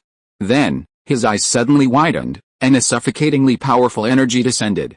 Undivided, the energy of the dark dimension. Even the slightest aftermath could transform even a weak-minded ordinary being into a puppet. Li gritted his teeth under the onslaught of overwhelming dark energy, his eyes bloodshot. He raised his lightning spear high, desperately stabbing at Dormammu's eyes. Buzz! Buzz! Buzz! Layer upon layer of dark energy erupted, each one pounding Li Yan. Whether he was a body of steel or a divine being, Li Yan's body trembled under the blast of energy powerful enough to shatter stars. A terrifying, godlike being, truly powerful. Li Yan gave a wry smile, his gaze growing ever more resolute. Since acquiring Superman's powers, Li Yan's fortunes have been smooth sailing.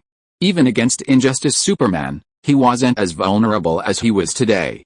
His physical defense remained formidable, but the dark dimension lacked the yellow sunlight, and the opponent was a force of pure magical energy. Beyond Superman's physical prowess, Li Yan was now merely a peak purple god. Facing a celestial father-level being, or an orange epic-level powerhouse, Li Yan felt neither fear nor dread, but rather a tinge of excitement. He was used to bully weaker opponents, feeling no sense of accomplishment. Now, facing a formidable foe, Li Yan's restless heart began to race. Killing those less powerful than himself was nothing to be proud of. If he was going to fight, he should have fought stronger opponents. What's with a celestial father level or epic level? In a narrow encounter, the brave prevails. Daring to challenge a superior opponent and stab them to death, that's what true manliness is. At this thought, Li Yan's blood instantly boiled. Despite the trembling in his body, he straightened his back, his divine lightning spear in his hand blazing with unprecedented brilliance. In Li Yan's hand, a spear pierced straight through the thicket of dark energy, blasting out like a comet striking the earth. Kill! The tiny flash of the spear grew ever more magnified in Dormammu's eyes. The strike seemed to pierce through infinite time and space, piercing Dormammu directly in front of him. What? Dormammu's face froze. He hadn't expected this ant before him to be shocked. He raised his palm and swatted it at Li Yan as if swatting a fly. Dormammu's hand obscured the heavens, like Tathagata reaching out to subdue Sun Wukong. His palm instantly enveloped Li Yan, and he slammed down hard. The tip of the divine lightning spear clashed with Dormammu's arm, unleashing an incredibly powerful shockwave. Boom! The shockwave radiated in all directions, sweeping even the surrounding compressed stars capable back. With the full force of Li Yan's attack, he successfully pierced Dormammu's palm's defenses.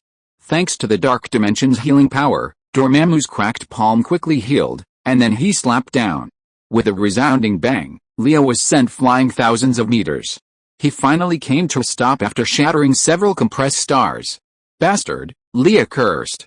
He had sustained minor injuries, but the stored solar energy within him quickly regenerated them, so he wasn't seriously injured.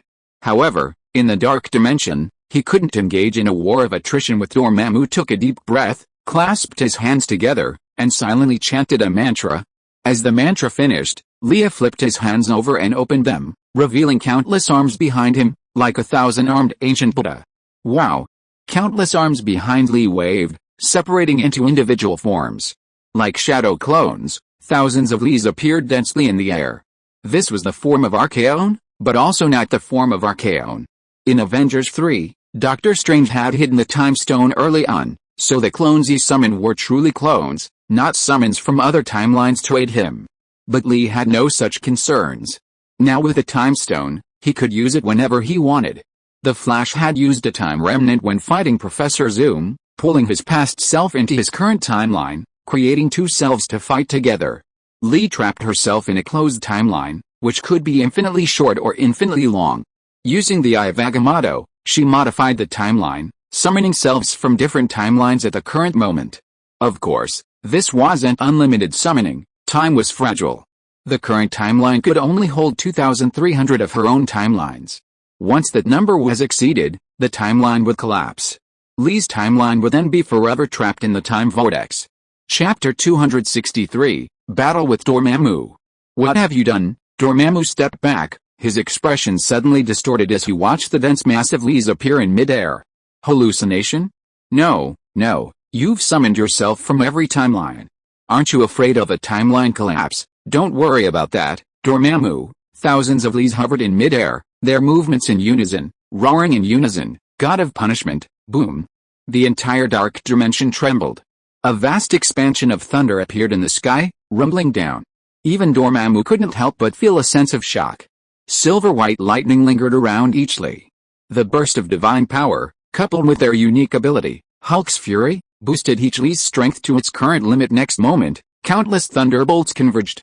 Thousands of Lees used their bodies as spears, connecting with divine power and thunder to form a giant spear hundreds of meters long. Kill! Thousands roared again, the dark space trembling as a massive spear, gleaming with dazzling light, surged towards Dormammu. HMPH, no matter how many times you try, the outcome will be the same. Dormammu felt insulted by the ant's provocation. He gazed at the giant spear, formed from thousands of Leah, extended his fist, shrouded in dark energy, and struck the distant spear. Before the two sides even touched, the energy waves collided, forming a terrifying storm that swept across. The silver-white spear shot through the air, shimmering with lightning, as if piercing through the entire space tangled with the black energy. Dormammu's other hand suddenly reached out and grabbed at the massive spear, formed from thousands of Leah. It was as if he had aimed at his vital point. Thousands of Leah erupted simultaneously, their combined divine power so overwhelming that even Dormammu felt a headache. That's why he didn't want to foolishly engage Leah in a duel. He extended his other hand, aiming to break Leah's combined divine power. Once that power was broken, the giant spear would be broken too. With a swish, Dormammu swung his left hand, shaking the earth and sky.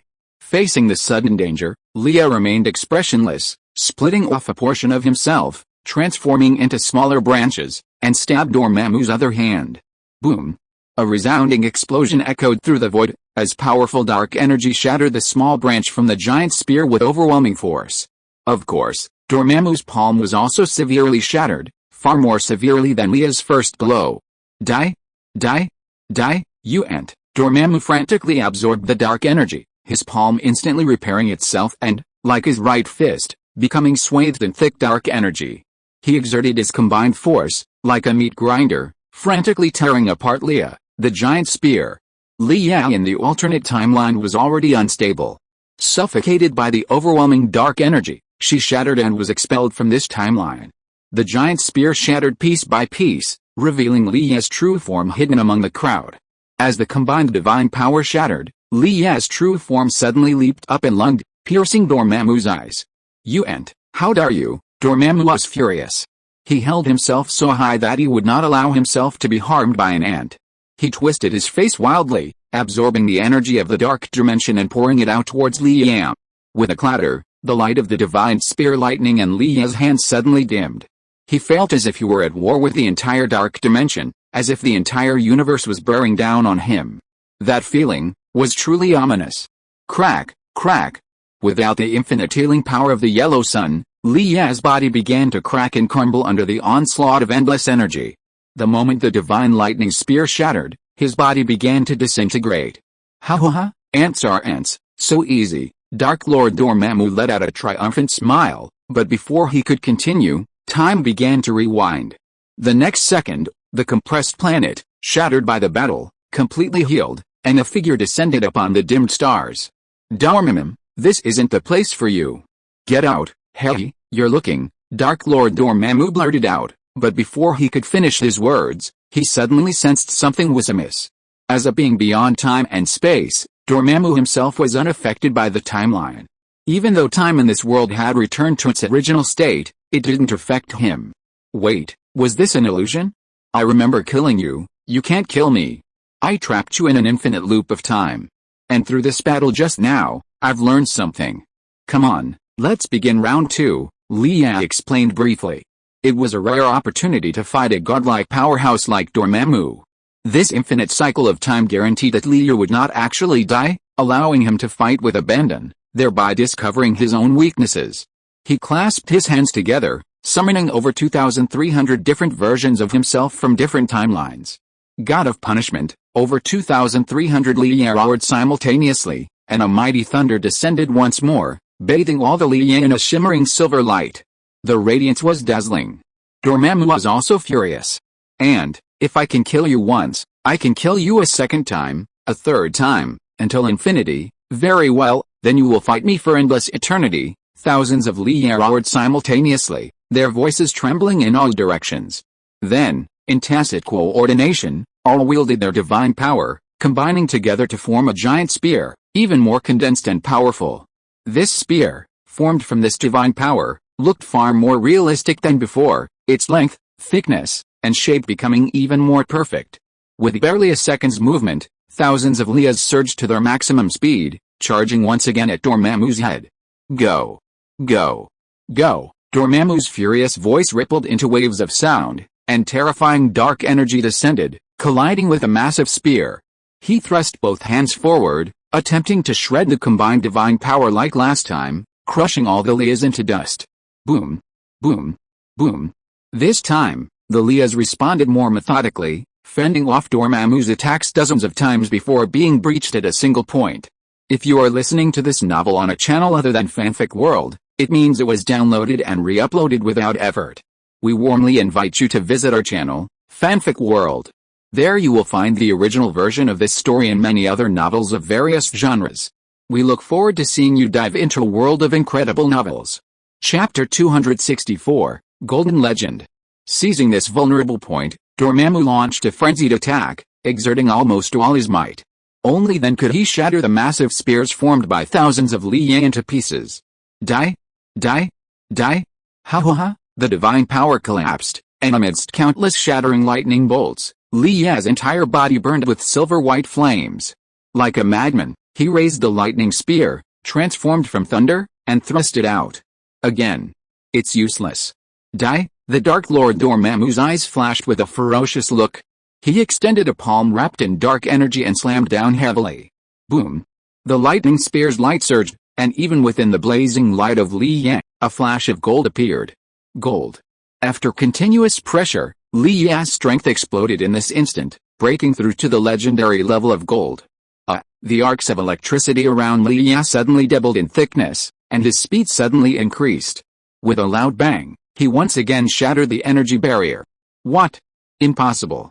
What's going on? Caught off guard, Lea swung his lightning spear, piercing Dormammu's layers of defenses and piercing his arm. Undeterred, he roared, lunging for his right eye. You dare! Boom! A wave of energy rippled out, and Lea's lightning spear pierced Dormammu's right eye. The force of thunder poured out from the lightning spear, pouring into Dormammu's body, and he began to rampage and destroy wildly. And, you deserve to die? Injured by the anti-despite, Dormammu was furious beyond measure. The energy of the entire dark dimension began to rage in response to his roar. In the next second, the boundless power of the dark dimension bombarded Lea delivered having the most devastating thrust of the lightning spear. Lea was already at the end of his rope, and with his newly ascended strength barely consolidated, he was once again annihilated by the vast energy of the dark dimension. Ha ha ha, I win. You ignorant, lowly ant dared to challenge me. Dark Lord Dormammu smiled triumphantly, but before he could smile for long, time began to rewind. A strange yet familiar figure gracefully landed above the dimmed stars. Dormammu, this is not your place. Get out, hey, you're looking for, Dark Lord Dormammu blurted out again, but before he could finish his words, he suddenly sensed something was wrong and felt the urge to curse. Asshole, asshole. How dare you tease me?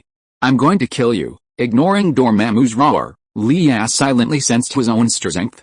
Surprisingly, as time regressed, he had returned to his original peak purple heroic rank. However, the insights gained from his recent advancement remained clear, allowing him to achieve a breakthrough in the upcoming battle. God of Punishment, Lea summoned over 2,300 time clones once again. The dark dimension was once again shrouded in a shimmering silver light. Dormammu's scalp tingled, his eyes nearly blazing with rage. You can't do this. I'll kill you 1,000 times, 10,000 times, I'm not afraid of you, Dormammu. In fact, in 20 more times, no, 15, I'm sure I'll kill you. Thousands of Leas shouted in unison, their voices echoing through the darkness. Of course, he wasn't completely certain of killing Dormammu. He had to overwhelm his opponent with overwhelming force. With each battle, until his death, Lea's strength grew. Although his strength would always return to its starting point. It was Lea's combat experience and understanding that never reset with time. It was like the same Uzi pistol. An ordinary person would just randomly fire it, but a true master of the gun could kill an enemy with every bullet fired. This wasn't a matter of strength, but rather a difference in the application of that power. Thousands of Lea once again combined their divine power into a giant spear, a lance like a king's spear, capable of severing the head of a general amidst a vast army. With a swish, the giant spear swung, thrusting forth. The very void trembled. "You can't hurt me, ever." Die? Dormammu's voice held a hint of frenzy. He no longer possessed the aura of a king, but instead, like a raging wolfhound, recklessly tearing into his foe. Boom boom boom. This time, the giant spear proved even more indestructible, battling Dormammu with all his might 46 times before breaking. Even as the spear was shattered, Lia's strength rose once again to the level of gold legendary. However, he wasn't the only one to achieve this, but over 1,500 of his own had also risen at the same time. With his base strength elevated to gold legendary, combined with the unleashing of the divine power of the god of punishment and his unique skill, Hulk's Fury, Lia's ultimate strength reached the upper echelons of gold legendary. A shrill roar erupted from the dark dimension. Under Lia's full strength attack, Dormammu's right hand was destroyed. Even at the cost of shattering thousands of clones, Lia had truly inflicted a severe wound on Dormammu this time. In the dark dimension, a strange yet familiar figure gracefully descended upon the dimmed stars. "Dormammu, this is not the place for you. Get out." Again. "What will it take for you to stop?" Dormammu was nearly insane. To him, Lia was as weak as an ant. But even a large number of ants can kill an elephant, and Dormammu was now experiencing this firsthand. Lia had died many times. Perhaps 10, perhaps 20. But each death only strengthened him. Every time he returned to his starting point, Lia would swiftly return to his peak, or even surpass it. "If you want me to let you go, then beg me. Beg me sincerely, and maybe I'll show mercy and let you go." As Lia spoke, his base strength, which had returned to peak purple, suddenly ascended to the level of golden legend. "Let me beg you." "Beg an ant? You're dreaming. Then let's fight, god of punishment." With a roar, over 2,300 Lias appeared, their divine power erupting in a blanket of silver light, forming an invincible spear that seemed capable of piercing the heavens. In an instant, they thrust forth. "Dormammu, this is not your place. Get out of here." Okay. No problem. As long as you undo the cycle of time, I'll leave immediately." Dormammu, nearly in tears, gazed with a complex gaze at the mad dog before him. Yes, that mad dog. This mad dog transformed into a giant spear and stabbed himself 100 times. 100 times. Dormammu and Lia's battle repeated itself over 60 times. Die? After all, the pain of the soul and spirit is dozens of times more terrifying than physical pain. Whether it's the giant spear of divine power, or Lia's final stand against the entire dark dimension, no matter how severe the damage, he's determined to stab Dormammu to the point of ecstasy and doubting his own life. Chapter 265, Fight. Hurt each other. Where are you going? Lia stared at Dormammu in midair with lingering regret. Clearly, he hadn't fought enough. After all, in the real world, encountering an opponent of this caliber was rare. And even if he did, he couldn't fight him this way. In the dark dimension, especially within this sealed, infinitely recurring space, no matter how Lia manipulated time, it wouldn't cause any disturbances. But try it outside. Every time the Flash altered the timeline, it always led to flashpoints and time paradoxes. Even worse, when he used the remnants of time to fight Professor Zoom, he created a terrifying opponent like Savitar at some point in the future. Dormammu saw that Lia still wanted to fight, and he regretted it so much. He shouldn't have come to this Earth. He'd visited other universes before, and it wasn't like he hadn't swallowed Earth before. How could he have encountered such a freak? A mad dog. A truly mad dog. The kind that would bite a few pieces of flesh off you even if it meant death. Without the infinitely recurring time spell, Dormammu would have just killed Lia. But he killed Lia once, twice, 3 times, dozens, even hundreds of times. Every time he killed him, he would return, ripping another bloody piece of flesh from him. This is pointless.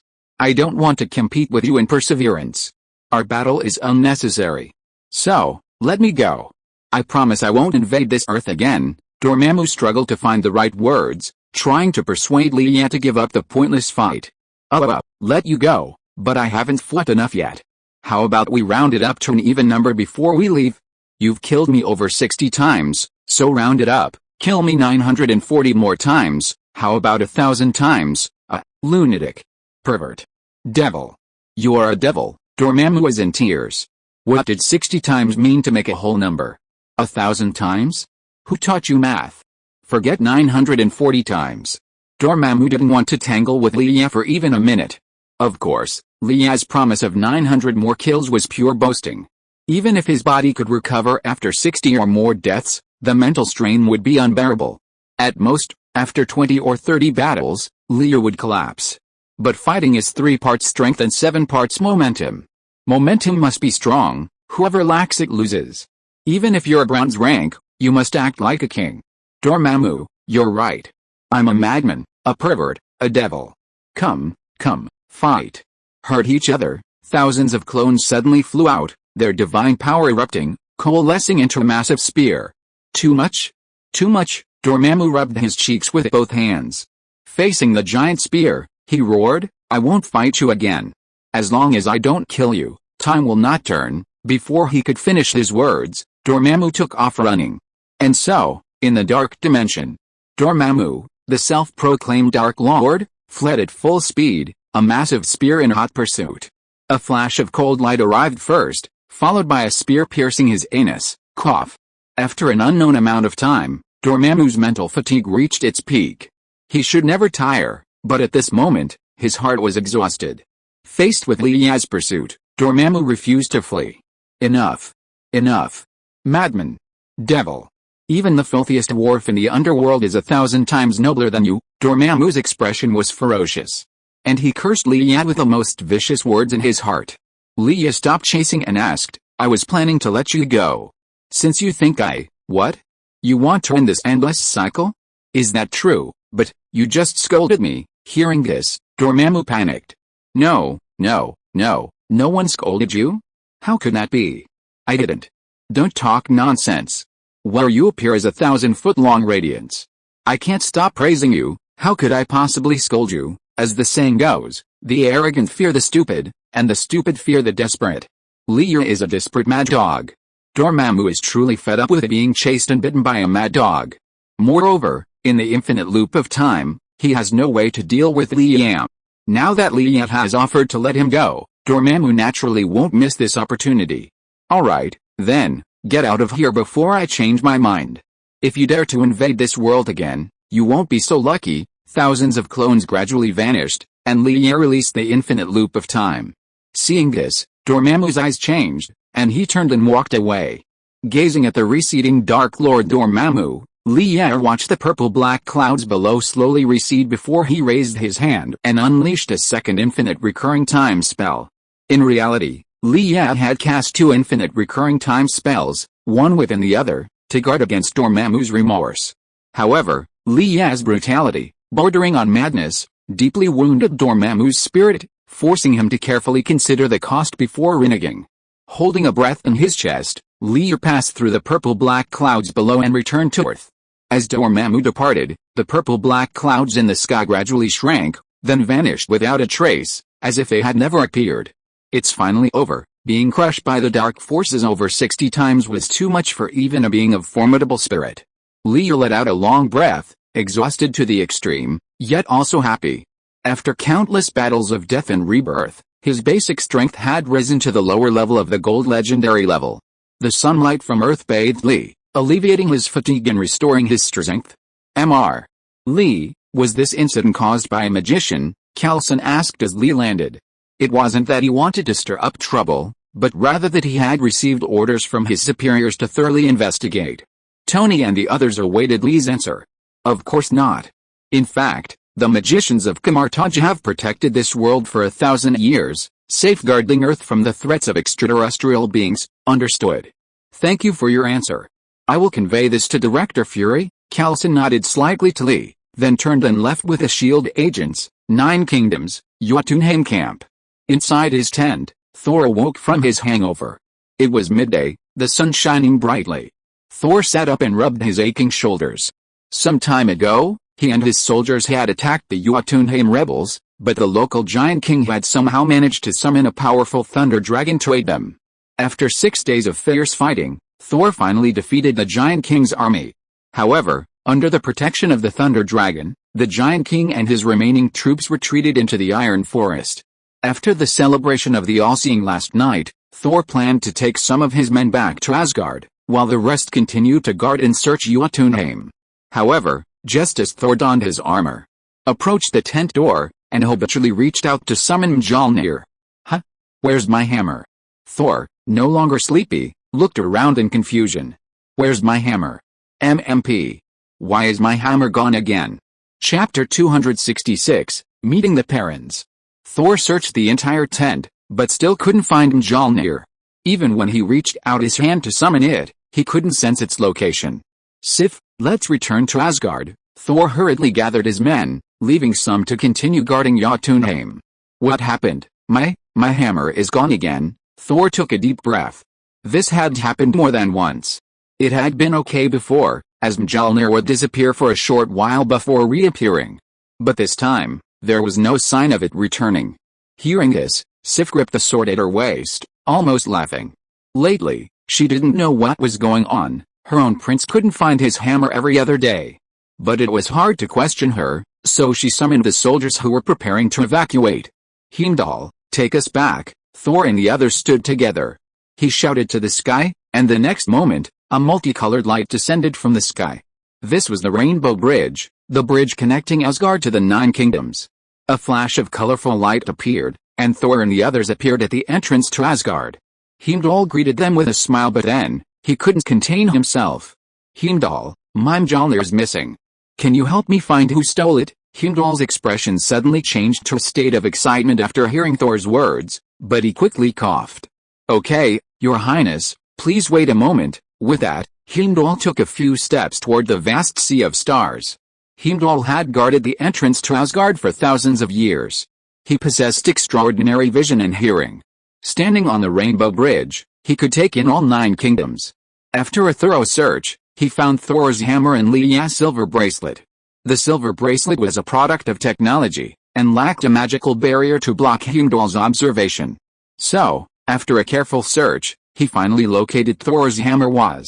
Thor was stunned for a moment, then said solemnly, "Send me there." Okay. Immediately, Heimdall stood at the center of the entrance, swirling the holy sword, and reopened the Rainbow Bridge. Earth. Leah had just returned from Hong Kong's Queen Elizabeth Hospital, and the Ancient One would need to remain iced for a while.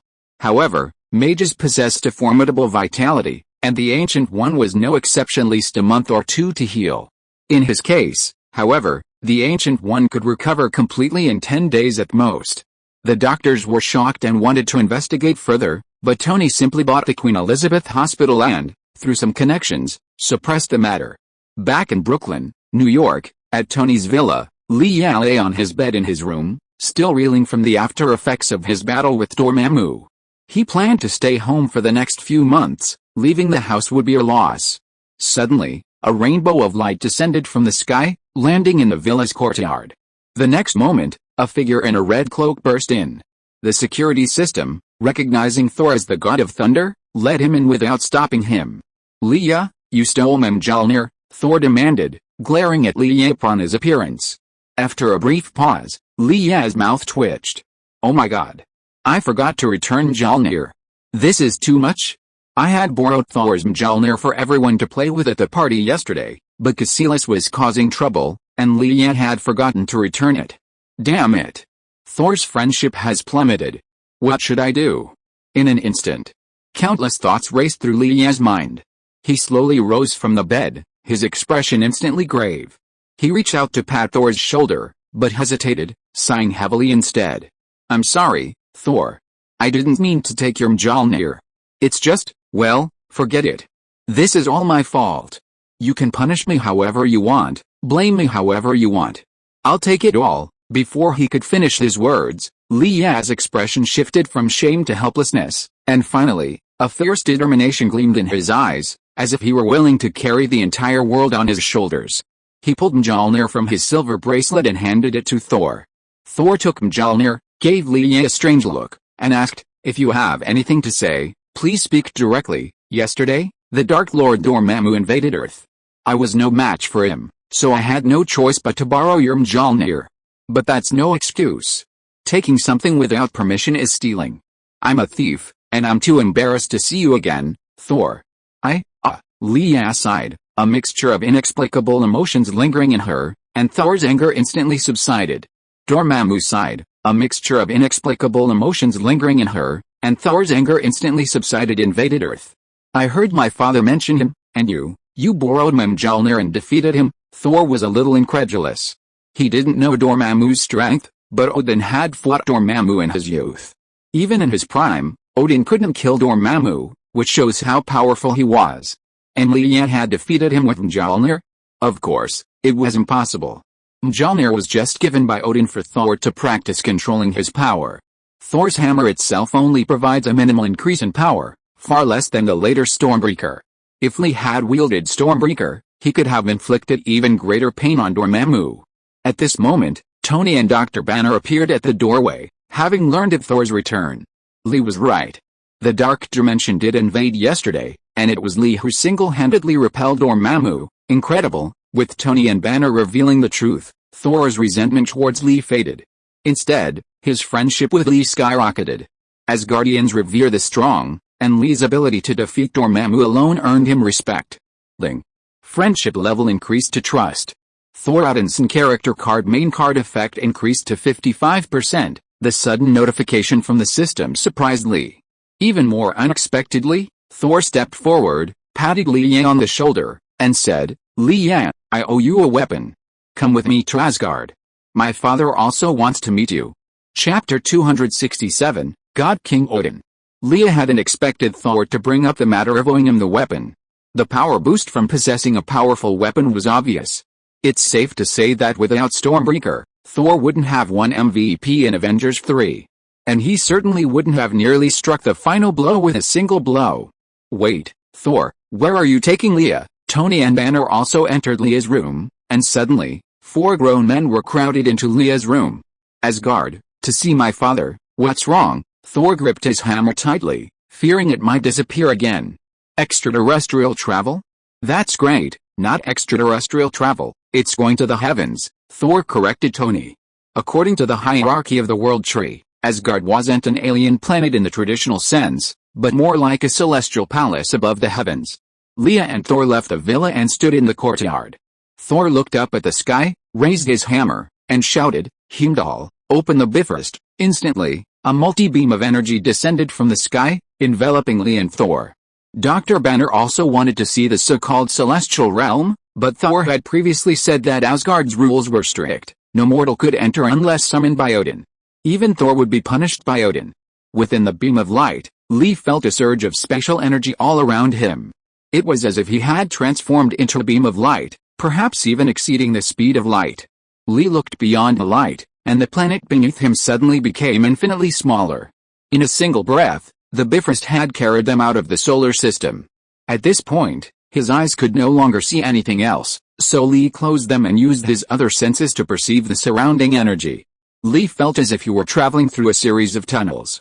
These tunnels intertwined, some converging, while others diverged at intersections, extending into the depths of their own universes.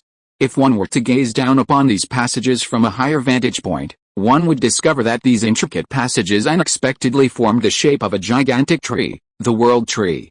The World Tree existed beyond the ordinary dimension, spanning the vast connections between galaxies. Atop this miraculous tree, 9 spheres of light were evenly distributed, shimmering with varying radiances. These were the 9 kingdoms. "This is truly breathtaking," Lee exclaimed, his heart pounding.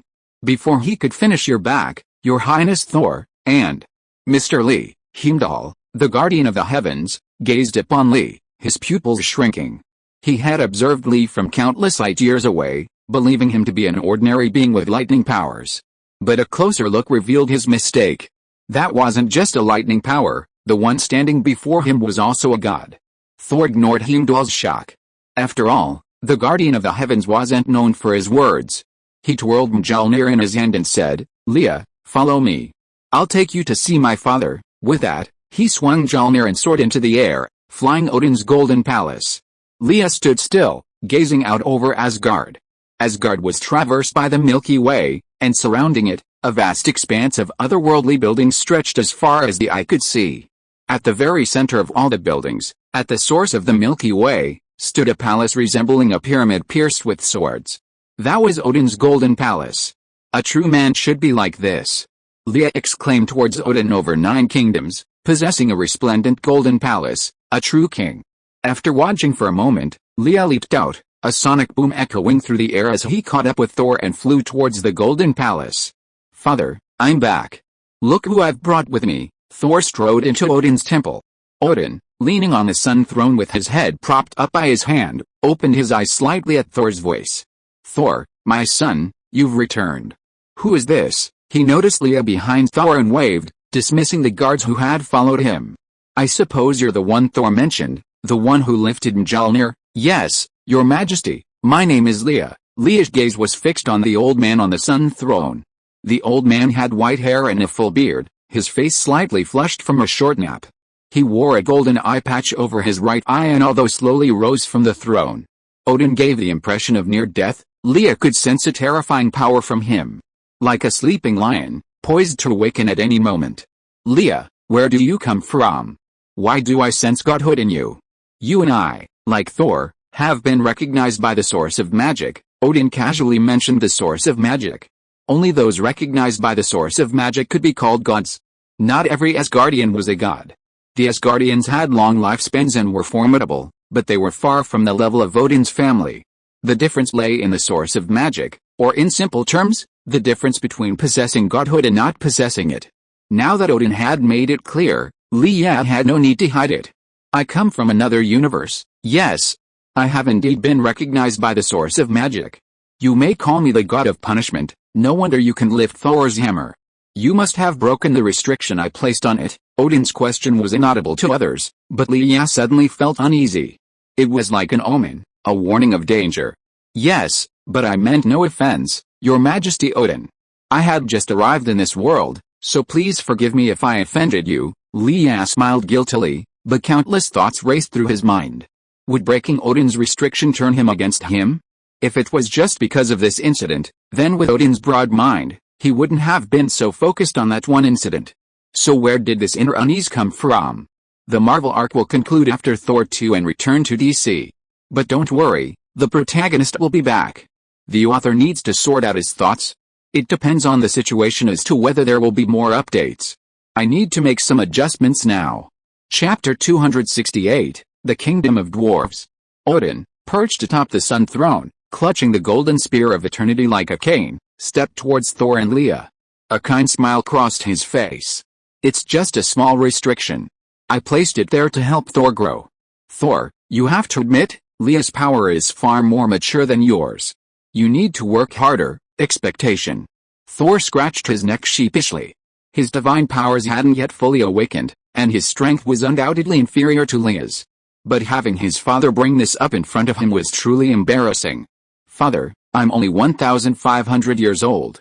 In human years, I'm only." Watching the conversation between father and son, a flash of light flashed through Leah's mind, and he instantly understood. Leah suddenly understood the source of his inner unease.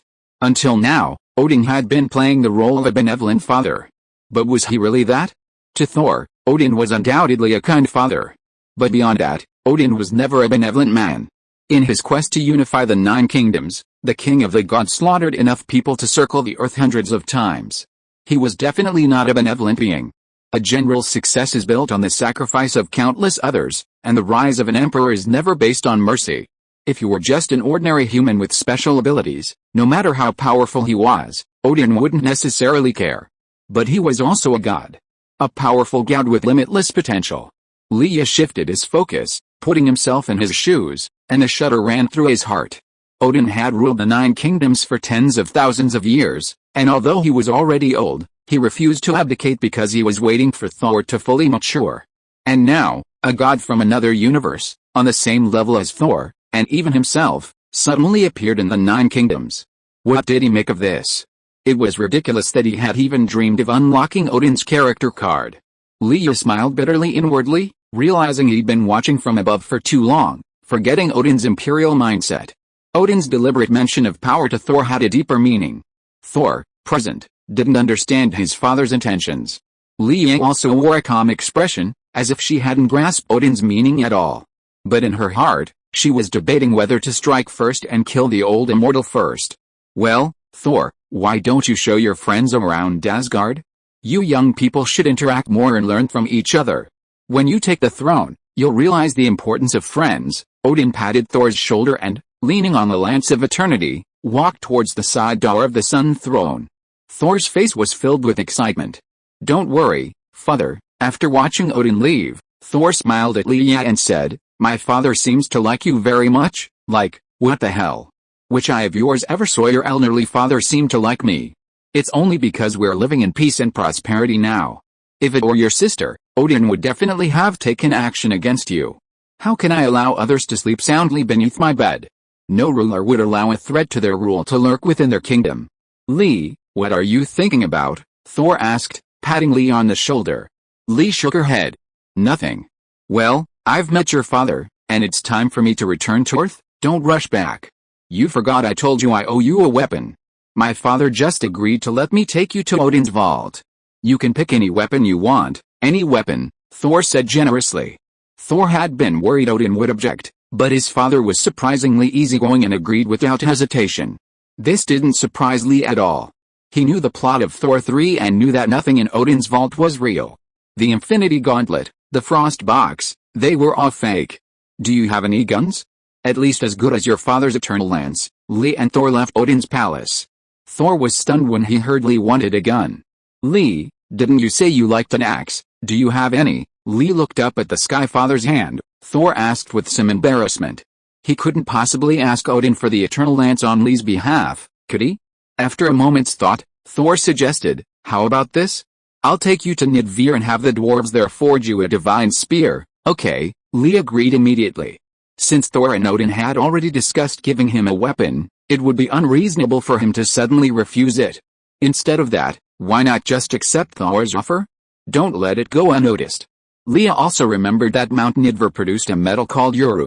Thor's Mjolnir and Stormbreaker were forged from Uru, smelted from the cores of stars.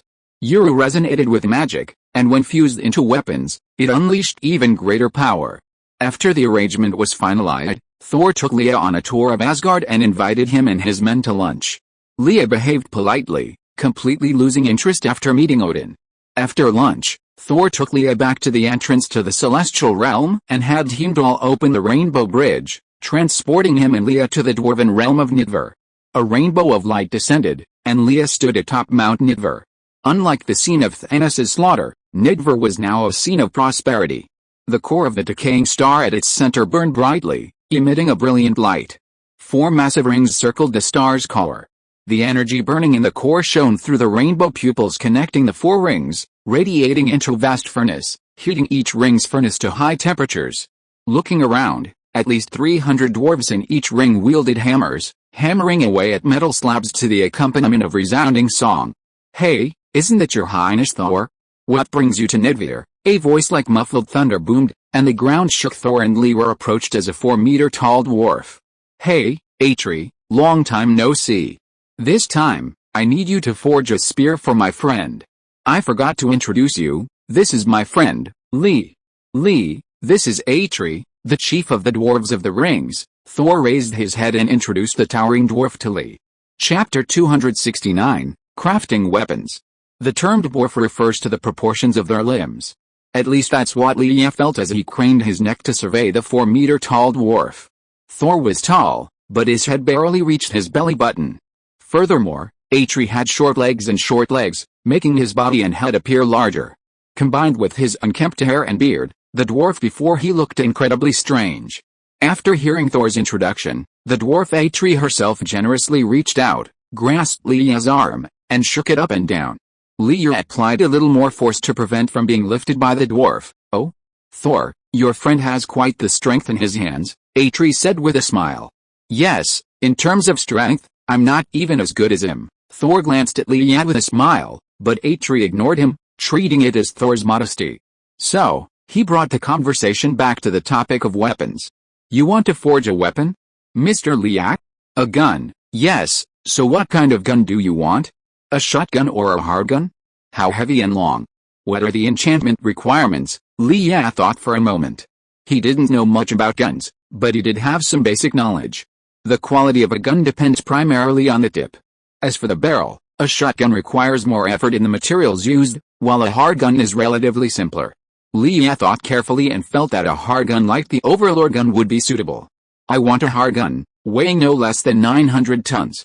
As for the length, you're a master weapon designer, so why don't you help me design one and find the most suitable length for me? Hearing this, Eitri nodded with a broad smile.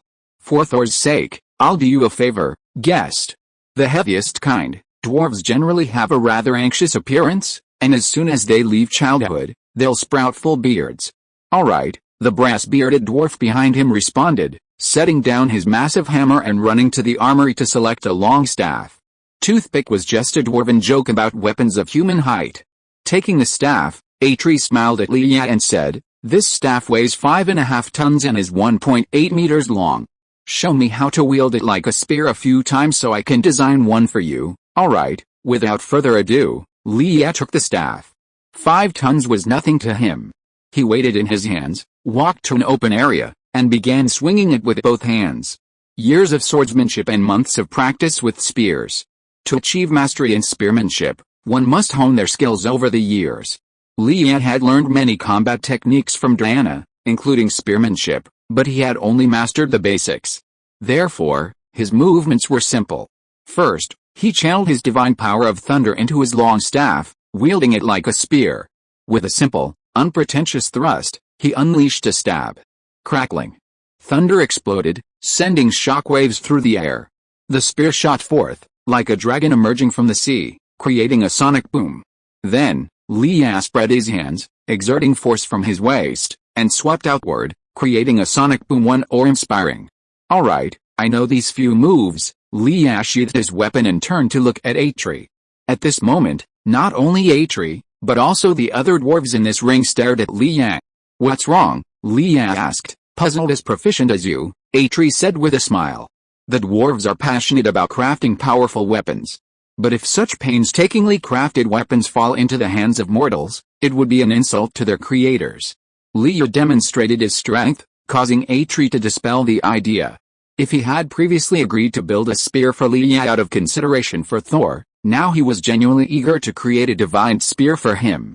Thor, upon hearing Eitri's words, could not help but sigh. "Brother, please give me some face. HMPH, you entertain your friends while I draw the designs.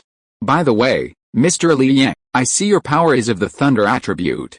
It would be even better if you incorporated the hearts of some thunder-attributed creatures. Thor, do you have any? There should be many fantastical creatures in the 9 kingdoms, right?" Leia asked. "Of course. The rebel giant king of Jotunheim has a thunder dragon. I'll go slay it and get its heart for you." Leia thought for a moment and asked, "Do you want me to come with you? I'll help you kill the thunder dragon." "No," Thor waved his hand. Especially since Eitri had just teased Leia about being stronger than him, Thor's stubborn temper flared up. "A mere thunder dragon is nothing. Just stay here. I'll be right back." Before he finished speaking, Thor raised Mjolnir high. "Heimdall, send me to the battlefield of Jotunheim." A colorful beam of light descended again, enveloping Thor. When the light faded, Thor vanished from the spot. Leia stood there, looking at the dark sky and shaking his head helplessly. Even if Thor had invited him just now, he would not have gone to Jotunheim. Simply put, the rebellion of the 9 kingdoms was merely Odin's way of gilding Thor's ego. He was already in a sensitive area, and if he were to get involved in the rebels' battle, there was no telling what Odin would think. Leia caught up with Eitri and struck up a conversation. The Forge Master's friendship with Leia skyrocketed.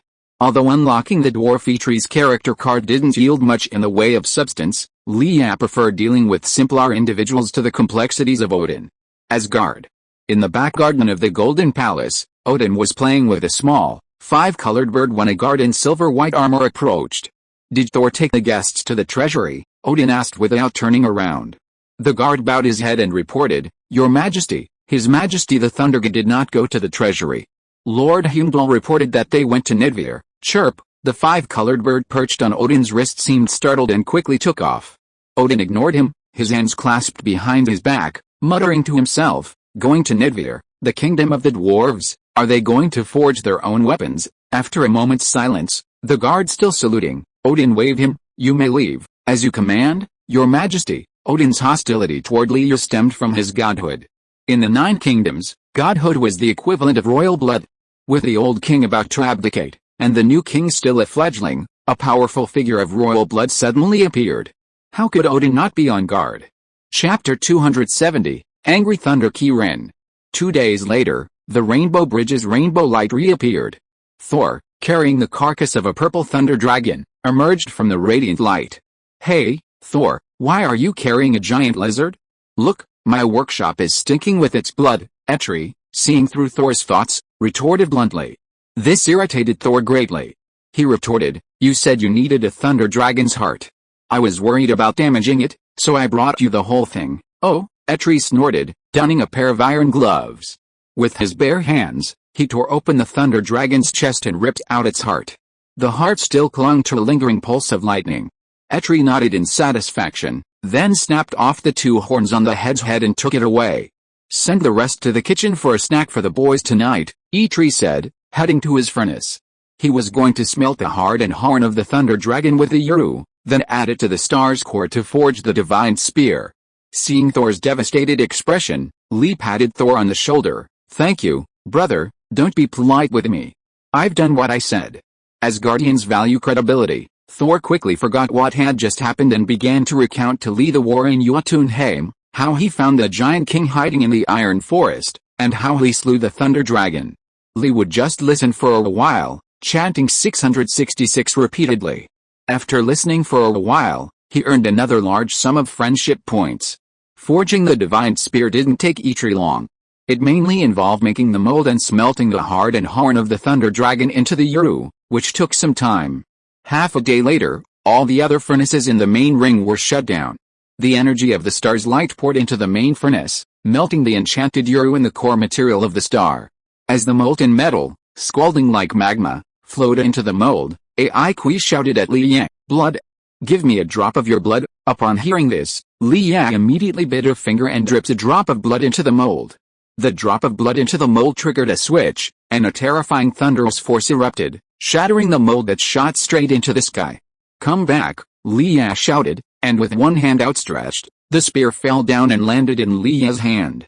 Excellent spear, he grasped the divine spear and casually launched a gunflower. Thunder exploded, like the roar of a thunder dragon. A closer look revealed that the spear was entirely silver white, its tip like a dagger, emitting a cold and shimmering light. The design wasn't fancy, but the details exuded a sense of profound simplicity. Some dwarves were thrilled by the sight, their voices rasping, "What's the name of this gun?" Thor tapped Li Yang's spear with his hammer, sending a shower of sparks flying. "Yes, Li Yang, what are you going to call this gun?" "A thunder weapon, made from the heart of a thunder dragon." "Let's call it the Wrathful Kirin," Li Yang casually suggested. Thor was stunned. "You used a thunder dragon's heart, Kirin, in our place, is a symbol of good fortune, don't you understand? What's auspicious?" "I don't understand." The word auspicious wasn't easy to translate in the common language of this world, so Li Yang glanced at Thor. "So, you look very auspicious," Thor nodded thoughtfully. "I understand. So you want to call this gun Wrathful? Cool, it's indeed very cool, and very auspicious." Aikui nodded seriously, believing this was a compliment to his work. With a Wrathful Kirin, Li Yang felt his strength had greatly increased. Entering Punishing God mode, combined with the Wrathful Kirin, he could unleash the power of an upper-level golden legend. "Thor, you've fulfilled your promise. It's time for me to return to Earth. We'll see you later." Li Yang casually placed the Wrathful Kirin into a silver bracelet and prepared to flee. "No hurry, Li Yang. Let my father bless your Wrathful Kirin. That way, you can place it anywhere without worrying about it crushing the ground, just like Mjolnir," Thor suggested. Li wasn't at all offended by Thor's direct reference to the divine spear as Wrathful Kirin. "No, it's not good to constantly trouble your father, don't say that, Li Yang." Thor then placed his hand on Li Yang's shoulder, raised his hammer high, and shouted, "Heimdall, send us back." Li Yang sighed helplessly. If he really took the weapon and ran away, it would really make people look suspicious. After all, it was something that was agreed upon, so he should just let it go. As for Odin's blessing, Li was not worried that Odin would add something else when enchanting him. After all, it was just an enchantment, and the divine power used could not be too much. Moreover, Li Yang's godhood was not weaker than that of Odin's clan. If he really wanted to make some tricks and the angry thunder kill him, it would take some effort to break it. Arriving in Asgard, Leah felt that he had become familiar with the feeling of teleporting across the Rainbow Bridge. Stepping out of the light, a woman dressed in Asgardian clothing threw herself into Thor's arms and embraced Thor passionately, showing deep affection. Jane, Leah saw the woman's face clearly and found that she was Thor's girlfriend on Earth. By the way, why was Jane in Asgard, and wearing Asgardian-style clothing? Hey, Leah. I heard from Thor that he helped you hunt a brontosaurus to make a weapon for you. Thor's girlfriend, Jane Foster, noticed a 120-watt light bulb nearby, blushing slightly. She asked something to both distract of them. Yes, without waiting for Leah to reply, Thor smiled proudly. I had the dwarves forge a magic gun for you, Leah. It's called Wule Shui. Leah grimaced, frantically suppressing the urge to unleash the Wule Killen and stab Thor to death. Jane, however, asked seriously, why is it called Wule Shui? Is that gun cool? When did you bring Jane to Asgard? Leah asked. When we attacked the rebel giant king. Why else do you think it took me 2 days? Thor embraced Jane, and together with Leah, they flew towards the Golden Palace. Yesterday, Heimdall suddenly lost sight of Jane, so I went to Earth to look for her. Apparently, due to a celestial convergence, Jane strayed into a mysterious dimension and became possessed by some energy. 6 months ago, Dr. Eric had made a mad prediction about the 9 kingdoms overlapping and the gradual dissolution of world barriers. Every 5,000 years, the 9 kingdoms align in a straight line, a phenomenon known as a celestial convergence. During this period, the boundaries between the kingdoms blur. Jane, an astrophysicist, strayed into a mysterious dimension during her research. It was then that she was possessed by ether particles. Leah scanned Jane's body with her X-ray vision and could indeed see a tangible energy stream flowing continuously within her. By the way, can I ask about the status of the rebel prisoners of war from each kingdom? Leah asked, suddenly thinking. If you are listening to this novel on a channel other than Fanfic World, it means it was downloaded and re-uploaded without effort. We warmly invite you to visit our channel, Fanfic World. There you will find the original version of this story and many other novels of various genres. We look forward to seeing you dive into a world of incredible novels. Chapter 271, Odin's Blessing. The 9 Kingdoms, Veltheim. This world is shrouded in eternal darkness, the land scorched by war. A massive black spaceship, shaped like a cross-shaped sword, suddenly appeared above the land. As its hatch opened, a tall, pointed-eared, pale-skinned humanoid emerged, followed by several followers. He was Malekith, leader of the Dark Elves. He once nearly used the ether to transform the entire universe into a dark world. However, Thor's grandfather, the god King Bor, mobilized all of Asgard's forces to defeat him in battle and sealed the ether. The price he paid was his death from his injuries shortly thereafter, and Thor's father, Odin, ascended to the throne. After slumbering for countless years, Malekith detected fluctuations in the ether's energy and awakened the remaining Dark Elves, allowing them to return to their homeland. Veltheim wasn't like this in the past. Look at what the Asgardians have done to this land. Agrim, Dark Elf King Malekith scooped up a handful of dirt, his heart broken as he watched his homeland become the horrible state it now was. The world had been permanently damaged by the war. His lieutenant, Agrim, extended his right hand, carefully placed it on Malekith's shoulder, and said soothingly, "You will once again lead our race to a bright future, will bring the same upon Asgard." Malekith stood up, his eyes gleaming with hatred. "Agrim, how are the cursed warriors preparing?" Cursed warriors are monsters created by strengthening dark elves with stones tainted with ether particles. Although the ether particles are extremely trace, the power of the ether is beyond the reach of mortals.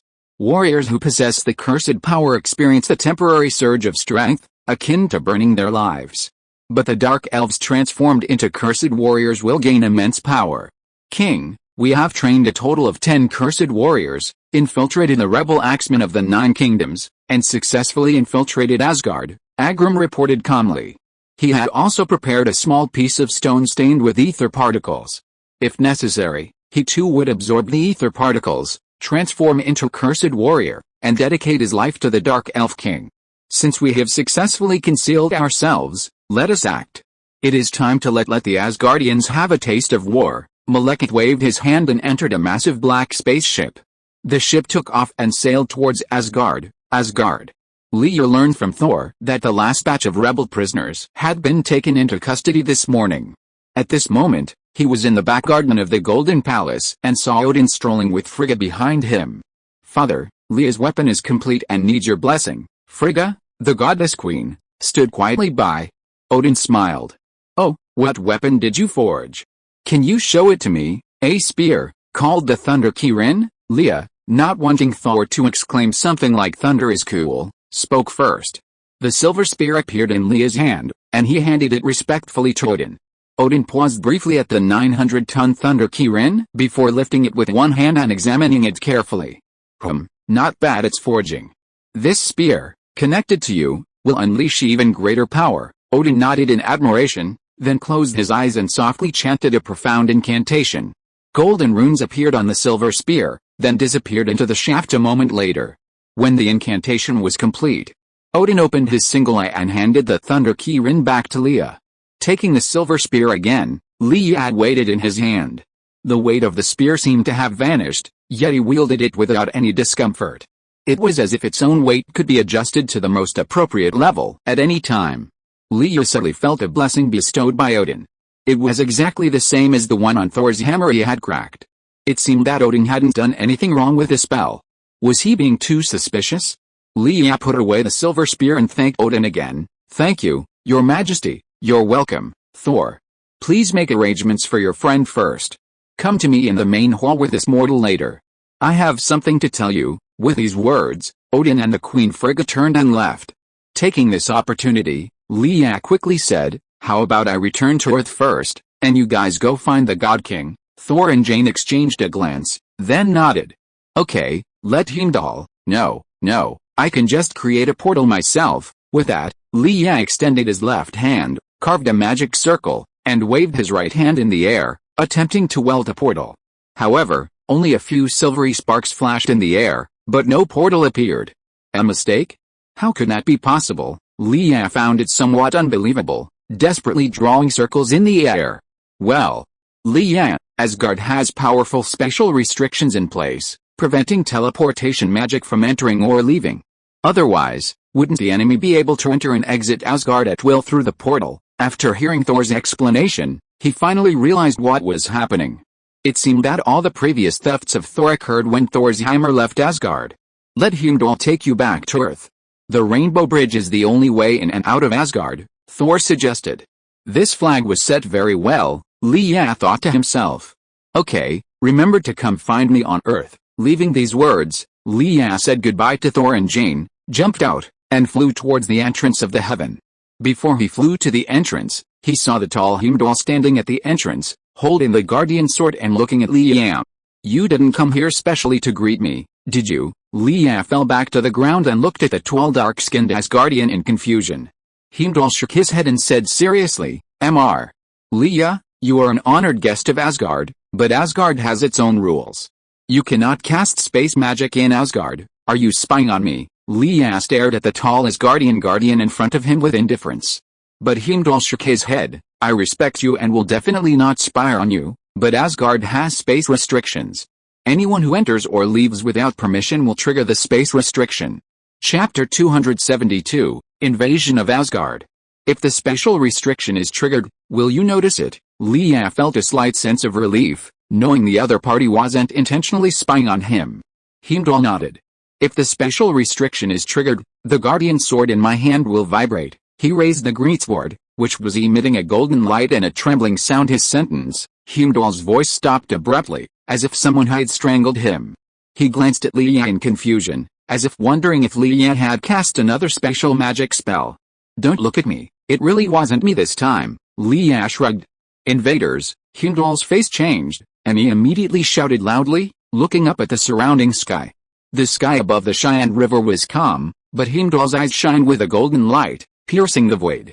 He saw an invisible spaceship crossing the Cheyenne River, heading towards Asgard. Despite the presence of special restrictions, they only hindered the use of special magic, not physical spacecraft. Invaders! After thousands of years of peace, Heimdall had almost forgotten the last time he'd fought in a war. He instantly calmed himself, using magic to report the situation to the Golden Palace. Boom! The guardian sword, razor sharp, easily pierced the outer surface of the spacecraft. The cloaking device failed, revealing the invading spacecraft's true form, a vessel roughly a kilometer long. Like a sharp black blade, it sped towards Asgard at full speed. Heimdall steadied himself as he fell, striking the ship's engine with another powerful blow. With a resounding boom, the dark ship staggered before crashing headfirst into the Rainbow Bridge. Before Heimdall could even breathe of relief, a fleet of spaceships appeared at the entrance to the celestial realm. Judging by their number, there were approximately 40 or 50. Faced with the overwhelming invading ships, Heimdall's expression was utterly grim. He swiftly rushed into Asgard, leaving Leia alone at the entrance to the celestial realm. "At least me back to Earth first, send." Leia was helpless. As if it weren't bad enough, at the same time as the Dark Elf fleet invaded, the cursed warriors, mingling among the rebel prisoners, began crushing stones tainted with ether particles. They absorbed the particles into their bodies, madly burning their own lives in exchange for immense power. The evil god Loki was also imprisoned. He pointed the rebels to a path leading directly into the Golden Palace. The war began silently. Countless individual ships detached from the Dark Elf warships, recklessly firing energy cannons, destroying Asgard from the outermost reaches invasion. In an instant, Asgard's defenses were breached, and the spaceships, slashing like blades, rammed into the anti-aircraft energy cannons. Boom! Boom! Boom! The anti-aircraft cannons were destroyed, and the Asgardian warships burst forth. They were small golden wooden canoes, a fusion of technology and magic. Each one held 2 Asgardian soldiers, one pilot, the other attacking golden armor and armed with the Spear of Eternity, led his army against the invaders. Thor, the Golden Palace's shield has been breached from within. Take your men and investigate. Volstagg, you go to the prison and execute all the rebels. For Asgard, countless Asgardian warriors roared in unison, their voices echoing throughout the hall. While the Asgardians vastly outnumbered the Dark Elves, their opponent, acting unexpectedly and collaborating from within, destroyed the Golden Palace's shield, allowing the Dark Elves to advance unimpeded. With the entry of Thor and Odin, the battle quickly became one-sided. Thor, brandishing Mjolnir, charged into the Dark Elves, slaughtering them all. Odin, wielding the Lance of Eternity, seemingly casually pointed his spear, sending streaks of golden light shooting into the heavens. The next second, rumbling explosions echoed through the sky, shattering every warship struck, reducing them to ash. Roar! Roar! Seeing the Dark Elves' army blocked at the outermost edge of the Golden Palace, the leading Dark Elves roared. Including the Dark Elf King's lieutenant, Agrim, who pulled a blood-red stone from a wound in his abdomen, the Philosopher's Stone stained with ether. Long live the Dark Elves! With a loud cry, Agrim led the charge, stabbing the ether-stained Philosopher's Stone into his abdomen. The leading Dark Elves followed suit. The next moment, countless roars of pain erupted as a layer of flame enveloped the Dark Elves' bodies, seemingly reborn from the flames. Their bodies swelled with the energy of the ether. This was only the beginning. As the flames faded and sank into their bodies, the Dark Elves mutated again appearance. Roar! Roar! Thor galloped across the battlefield when he suddenly sensed a terrifying surge of energy. A 4 or 5 meter tall monster, covered in thick bone spurs, suddenly appeared to his right. It swung its arms like stone pillars and crashed down. Boom! What kind of monster is this? Caught off guard, Thor's body flew backward like a cannonball, collapsing the palace behind him before coming to a stop. Struggling to free himself from the rubble, Thor's indestructible frame was ripped open by the monster. Looking back at the battlefield, the ordinary soldiers of Asgard were nothing to behold. The monstrous monsters suddenly appeared, like demonic gods descending from the sky. With a single blow, they could crush legions of soldiers, splattering blood and flying bone in a bloody scene. Ordinary enchanted weapons could only make shallow cuts, and only demigods could barely withstand them. Father! Be careful, Thor twirled Mjolnir. Seeing Odin surrounded by 6 cursed warriors, he couldn't help but worry for his old father's safety. But just as he was about to help, 8 more cursed warriors lunged at him from behind. Get out of the way! Thor's hammer swung out and hit the cursed warrior hard. The always invincible Thor's hammer only knocked the cursed warrior in front of it more than 10 meters away. The collapsed chest instantly recovered. The next moment, the surrounding cursed warriors roared and rushed over, waving their barbed hands to smash at Thor. Crash! Thunder fell from the sky, like the roar of an ancient ferocious beast. Thor only felt a flash of light in front of his eyes, and the heads of the cursed warriors closest to him exploded instantly. It was a silver spear that blew up. Remember, Thor, when dealing with guys taller than you, aim at his head. Leia appeared beside Thor and said leisurely. Chapter 273, For Asgard. Glad you haven't left yet. Thor glanced at Leia gratefully and said, help me take out these bastards, and I'll buy you a drink tonight. Alright, Leia responded, swung a silver spear, and quickly pointed it in several directions. Bang! Bang! Bang! Thunderous force exploded, and the heads of the cursed warriors besieging Thor instantly exploded. Lightning scatters, forming a grid. Within this grid, Thor's divine power was for Asgard. Kill. Though old, Odin seemed to awaken from his slumber the moment he donned his armor and took the field. His kingly demeanor was unmistakable. For Asgard, for Asgard, for Asgard. As if emboldened, all Asgardian soldiers charged recklessly at the invaders, even against the mighty cursed warriors. The ordinary soldiers, fearless and undaunted, formed a defensive line with their blood and lives, preventing the invaders from even setting foot within the Golden Palace. Leia slowly soared into the sky, overlooking the devastated battlefield, civilians affected by the war and killed and wounded. Dark elves, you are all guilty of the unprovoked slaughter of civilians, a voice rang out, not loudly, but every dark elf on the battlefield heard it clearly. The battle seemed to pause for a fleeting moment. Leia struck. Thunder descended from the sky, bathing Leia in lightning. The Thunder Kirin frantically absorbed the thunder's power, radiating a silver glow. Buzz, error, like a streak of lightning. The next second, the spaceships attacking the Golden Palace suddenly paused. Rumble. Almost instantly, the spaceships were engulfed in thunder and then exploded into a celestial firework display. But the thunder hadn't subsided yet. Leia swiftly darted through the sky, the Thunder Kirin in his hand roaring out. Like a firework, it blasted spaceship after spaceship. Thor stared blankly at the sky, spinning his hammer and soaring into the sky. Not willing to be outdone, he joined Leia in combating the fleet in the sky. Above, Odin, atop his eight-legged divine steed, slew the battlefield. Sif approached Odin, slaying the remaining invaders. She bowed, saying, Your Majesty, the unrest in the prison has been quelled. I found this from the cursed warrior. She produced a dark red stone. Odin surveyed the surroundings, confirming that he and his soldiers had eliminated all enemies of this generation. Then, he dismounted from his eight-legged divine steed. This is, Odin gripped the dark red stone. He could sense the presence of ether particles within it. Though the ether particles contained within were extremely weak, they couldn't escape Odin's perception. Oh no. They're targeting the ether particles. Frigga? Odin's face changed as he suddenly realized that the mortal possessed by the ether particles was with the god Queen Frigga. So, the Dark Elves' frenzied invasion was aimed at obtaining the ether particles. With this in mind, Odin rushed as fast as he could, heading for the Golden Palace's back garden. There, god Queen Frigga's chambers lay. By the time Odin reached Frigga's chambers, it was too late. God Queen Frigga was a powerful sorceress. Even if she couldn't defeat the Dark Elf King Malekith, she could at least delay him until reinforcements arrived. However, Malekith still had a small amount of ether particles remaining within him. These particles were left behind during the battle with God King Bauer. This meant that God King Bauer hadn't sealed away all the ether particles. A small portion remained in Malekith's possession. This was the source of the cursed stone. Your magic is useless to me. Malekith harnessed the power of the ether to shatter the magic of the God Queen Frigga blade. He cast a malicious glance at the mortal woman huddled in the corner, intending to harvest her ether. At that moment, Odin appeared at the doorway of the chamber. Seeing his wife lying in a pool of blood, it felt as if the heavens and earth were collapsing.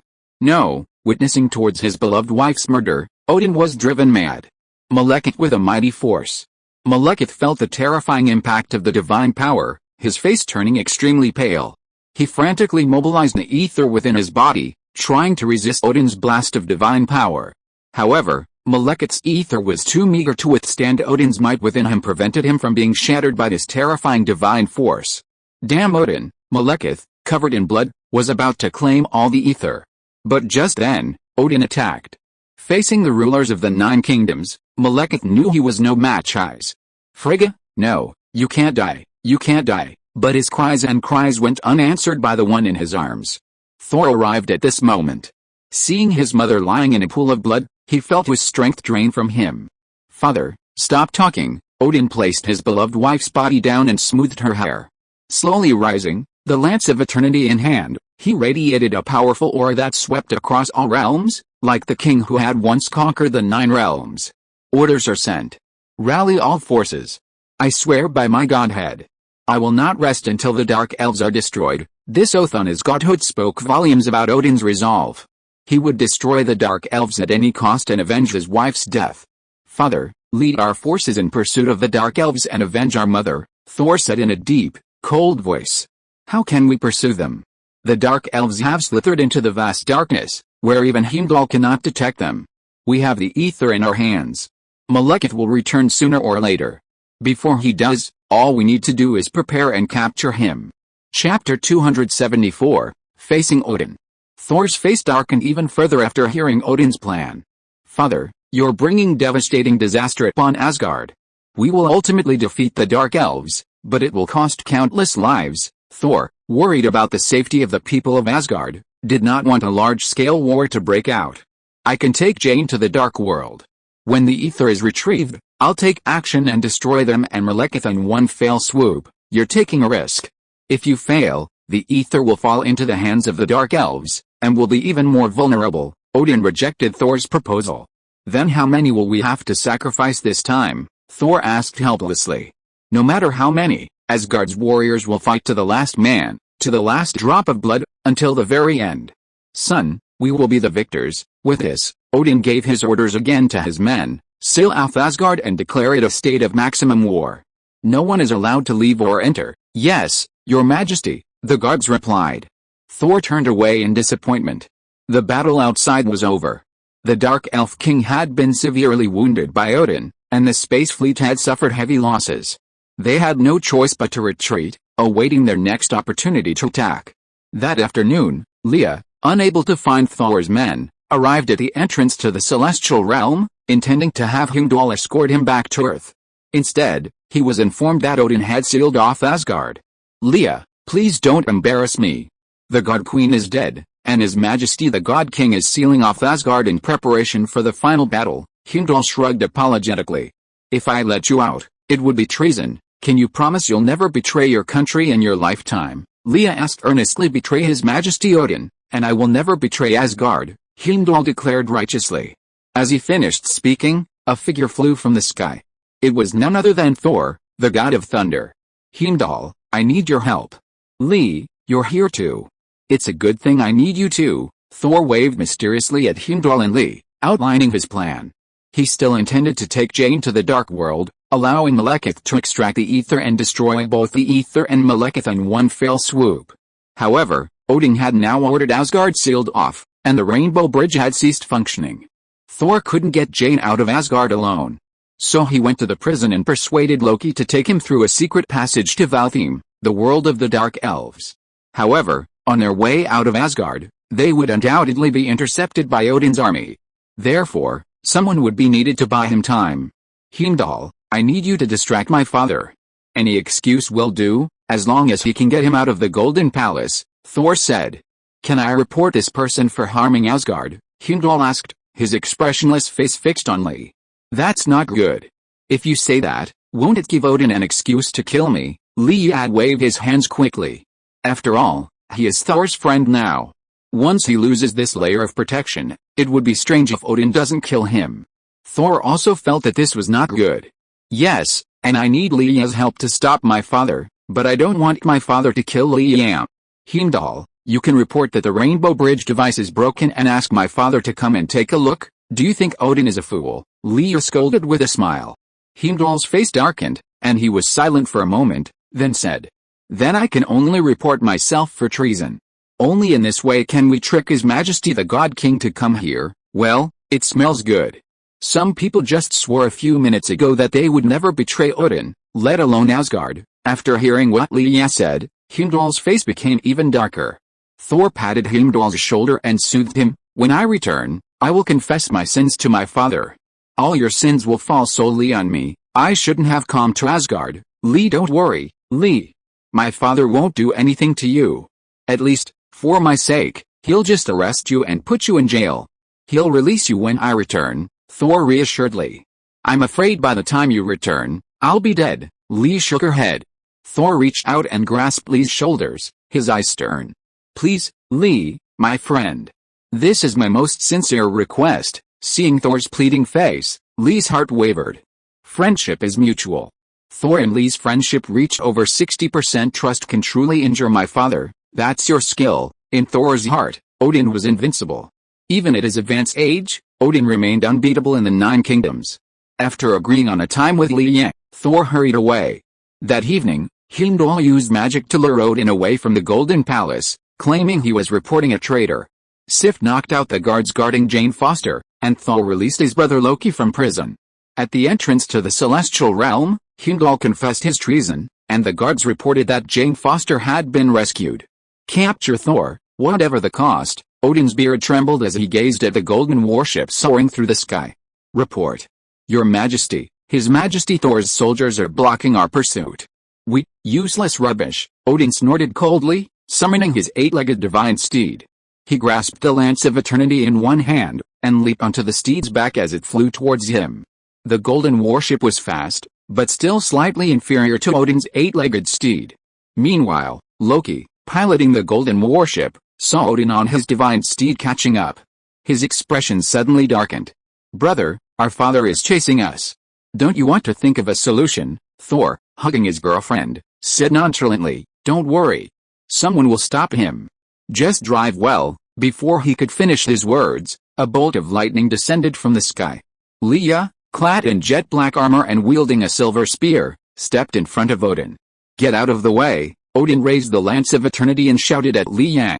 The Marvel arc is expected to conclude by the end of this week. I can only say that the Marvel chapter started too hastily and was not well prepared. When I return to DC, I will continue my style and strive to write better. As for the Marvel chapter, the author will still write it, but it will take some time. When I return to Marvel, I will write something different. Chapter 275, Eternal Spear. Loki also heard his adoptive father's roar, and for some reason, a surge of satisfaction welled up within him. "Haha, that brat's going to die soon. He dares to go against our father, he's simply living too long." "Loki, don't forget he's helping us now," Thor scolded. Loki nonchalantly retorted, "He's helping you. What does it have to do with me? The worst that can happen is I'll be back in this cold prison." "By the way, Loki, are you still holding a grudge against Leia for slamming him to the ground, and so gloating over his misfortune?" Jane said weakly. This made Loki's face darken. He was bringing up a whole mess. "Enough. Shut up. I need to focus on piloting the ship." Loki suddenly accelerated, no longer speaking. Elsewhere, Leia stood before Odin, his eight-legged horse Divine moving at breakneck speed, covering thousands of meters in a flash, reaching Li Yang. Raising the Spear of Eternity, Odin's eyes flashed with murderous intent. While he still had strength left, he would slay Leia, paving the way for Thor's future throne. "If you don't get out of my way, die," Odin roared, his eight-legged divine steed accelerating again. The Spear of Eternity in his hand erupted in brilliant golden light, lunging at Leia. A vast, overwhelming divine power descended like the collapse of heaven and earth. Infused with the might of heaven and earth, it seemed to crush everything before it. Atop the golden warship, Thor's face paled. He gripped Mjolnir tightly and stared in Leia's direction. How could it be? Father unleashed his full force on Leia? Why would this happen? Jane couldn't sense the divine power. Besides Thor, only Loki understood what had happened. "Foolish brother, you're the only one who still can't see that father has wanted to kill Leia for a long time. Ho ha ho ha. Better to die, better to die." Even as Loki spoke, Odin's attack had already landed. Leia's divine power erupted, his unique ability unleashing lightning, infusing the angry Thunder Kirin with thunder, ready to withstand Odin's full force. Ha! The long-held spear suddenly thrust forth, like a dragon emerging from the sea, carrying a cascade of thunder, soaring into the sky. With a bang, the dim sky once again illuminated, a silvery moon seemingly appearing in the darkness. The civilians of Asgard, sensing something unusual, emerged from their houses, looking up at the sky. Buzz! The next second, the heavens and the earth erupted in a turmoil, an invisible shockwave spreading in waves, shattering the faces of the civilians below. Where before, it had been merely a display of overwhelming divine might, Odin suddenly appeared, riding his eight-legged divine steed, thrusting his spear forward. Facing the God King's overwhelming blow, Leir wielded his silver spear, instantly creating dozens of magical shields that layered before him. Odin's blow. Bang! Bang! Bang! An overwhelming surge of divine power crashed down upon the eternal spear's tip, like a surging wave crashing against the shore, piercing through layer after layer of magical shields. Watching the shields shatter, they more or less blocked the force.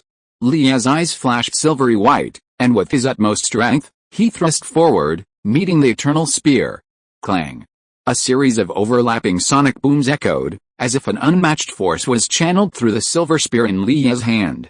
Only Leah had a body of steel, anyone else would have been shattered by this force, leaving nothing behind. Even so, Leah was sent flying, his face grimacing with extreme grimace. Odin, seeing that Leah hadn't died, a look of disbelief crossed his left eye. Well done, brother. I owe you a big favor. Seeing that Leah had managed to withstand his father's attack, Thor no longer hesitated and immediately decided to proceed with his original plan. Loki was furious that Leah hadn't died, but he was helpless. He didn't want to provoke someone who couldn't even be killed by Odin's full-strength attack. The golden warship passed through a secret passage and disappeared into Asgard. Leah reorganized the divine power that had been shattered by Odin's might. The difference in power between the two was immense, but their physical qualities were also extreme. Although Odin was an Asgardian god, his physical strength and defense far surpassed those of ordinary power-based Esper. But Leah was no ordinary person. He possessed 65% optimized Kryptonian genes. Even the gods of Asgard couldn't match his power. Leah, you allowed Thor to leave and disregarded Asgardian law. I will, your majesty. Why do you want to kill me? Leah gripped the silver spear tightly in his hand, glaring at Odin. When Leah first arrived in Asgard, Odin had harbored murderous intent against Leah, and now, with the opportunity, he was determined to kill him without reservation. It was obvious he was going to kill Leah. Odin, hearing Leah's question, smiled coldly. Your presence raises too many doubts. I have to prepare for the worst. A superior will do anything to consolidate their rule. And in Odin's eyes, Leah was the greatest threat to Thor's rule over the 9 kingdoms. God King, your vision is too shallow. With a curse, Leah vanished from his position. A burst of sound echoed, and Leah deliberately veered to the right, as Odin was blind in his right eye. Leah uttered a soft cry, suddenly appearing behind Odin and stabbing him in the waist. The waist is the core of a person's strength. A solid shot, even if it didn't kill Odin, would at least cripple him. But just as Leah stabbed Odin in the lower back, a cluster of mysterious and complex runes suddenly appeared on the silver spear. Leah recognized it instantly. It was a blessing bestowed upon his spear by Odin. Yezhan seemed to lose all its power as the mysterious runes on the spear shaft shimmered. The stab into Odin's body failed to pierce, not even his cloak. Kid, you're too naive, Odin smiled, turning and firing a lightning-fast spear at Leah's shoulder. A moment of hesitation, and Odin seized the opportunity to kill Leah. Sensing the terrifying divine power emanating from the eternal spear, Leah exerted his super speed to the however, despite his deliberate actions, coupled with the Asgardian god's super, at such close range, Odin's spear flashed, and Leah had only time to avoid a vital part, and the spear pierced Leah's shoulder. Puff. Physical defense was completely useless against the magical artifact, the Spear of Eternity's speed. The spear pierced Leah's skin and sank deep into his flesh. Get out. You old bastard. Hit in the shoulder by the spear, Leah raised his foot and fiercely kicked Odin. The 8-legged divine horse under Odin was affected, wailing and flying backwards. Odin's face flushed crimson. With 2 crisp cracks, his body flew backwards hundreds of meters, shattering the massive stone building behind him before coming to a stop. End of this chapter. Thank you so much for reading until the end. Don't forget to give it a like. Looking for more exclusive content and immediate access? Subscribe to our Patreon. Remember, every like, subscription or donation encourages us to continue. Thank you all. See you in the next video.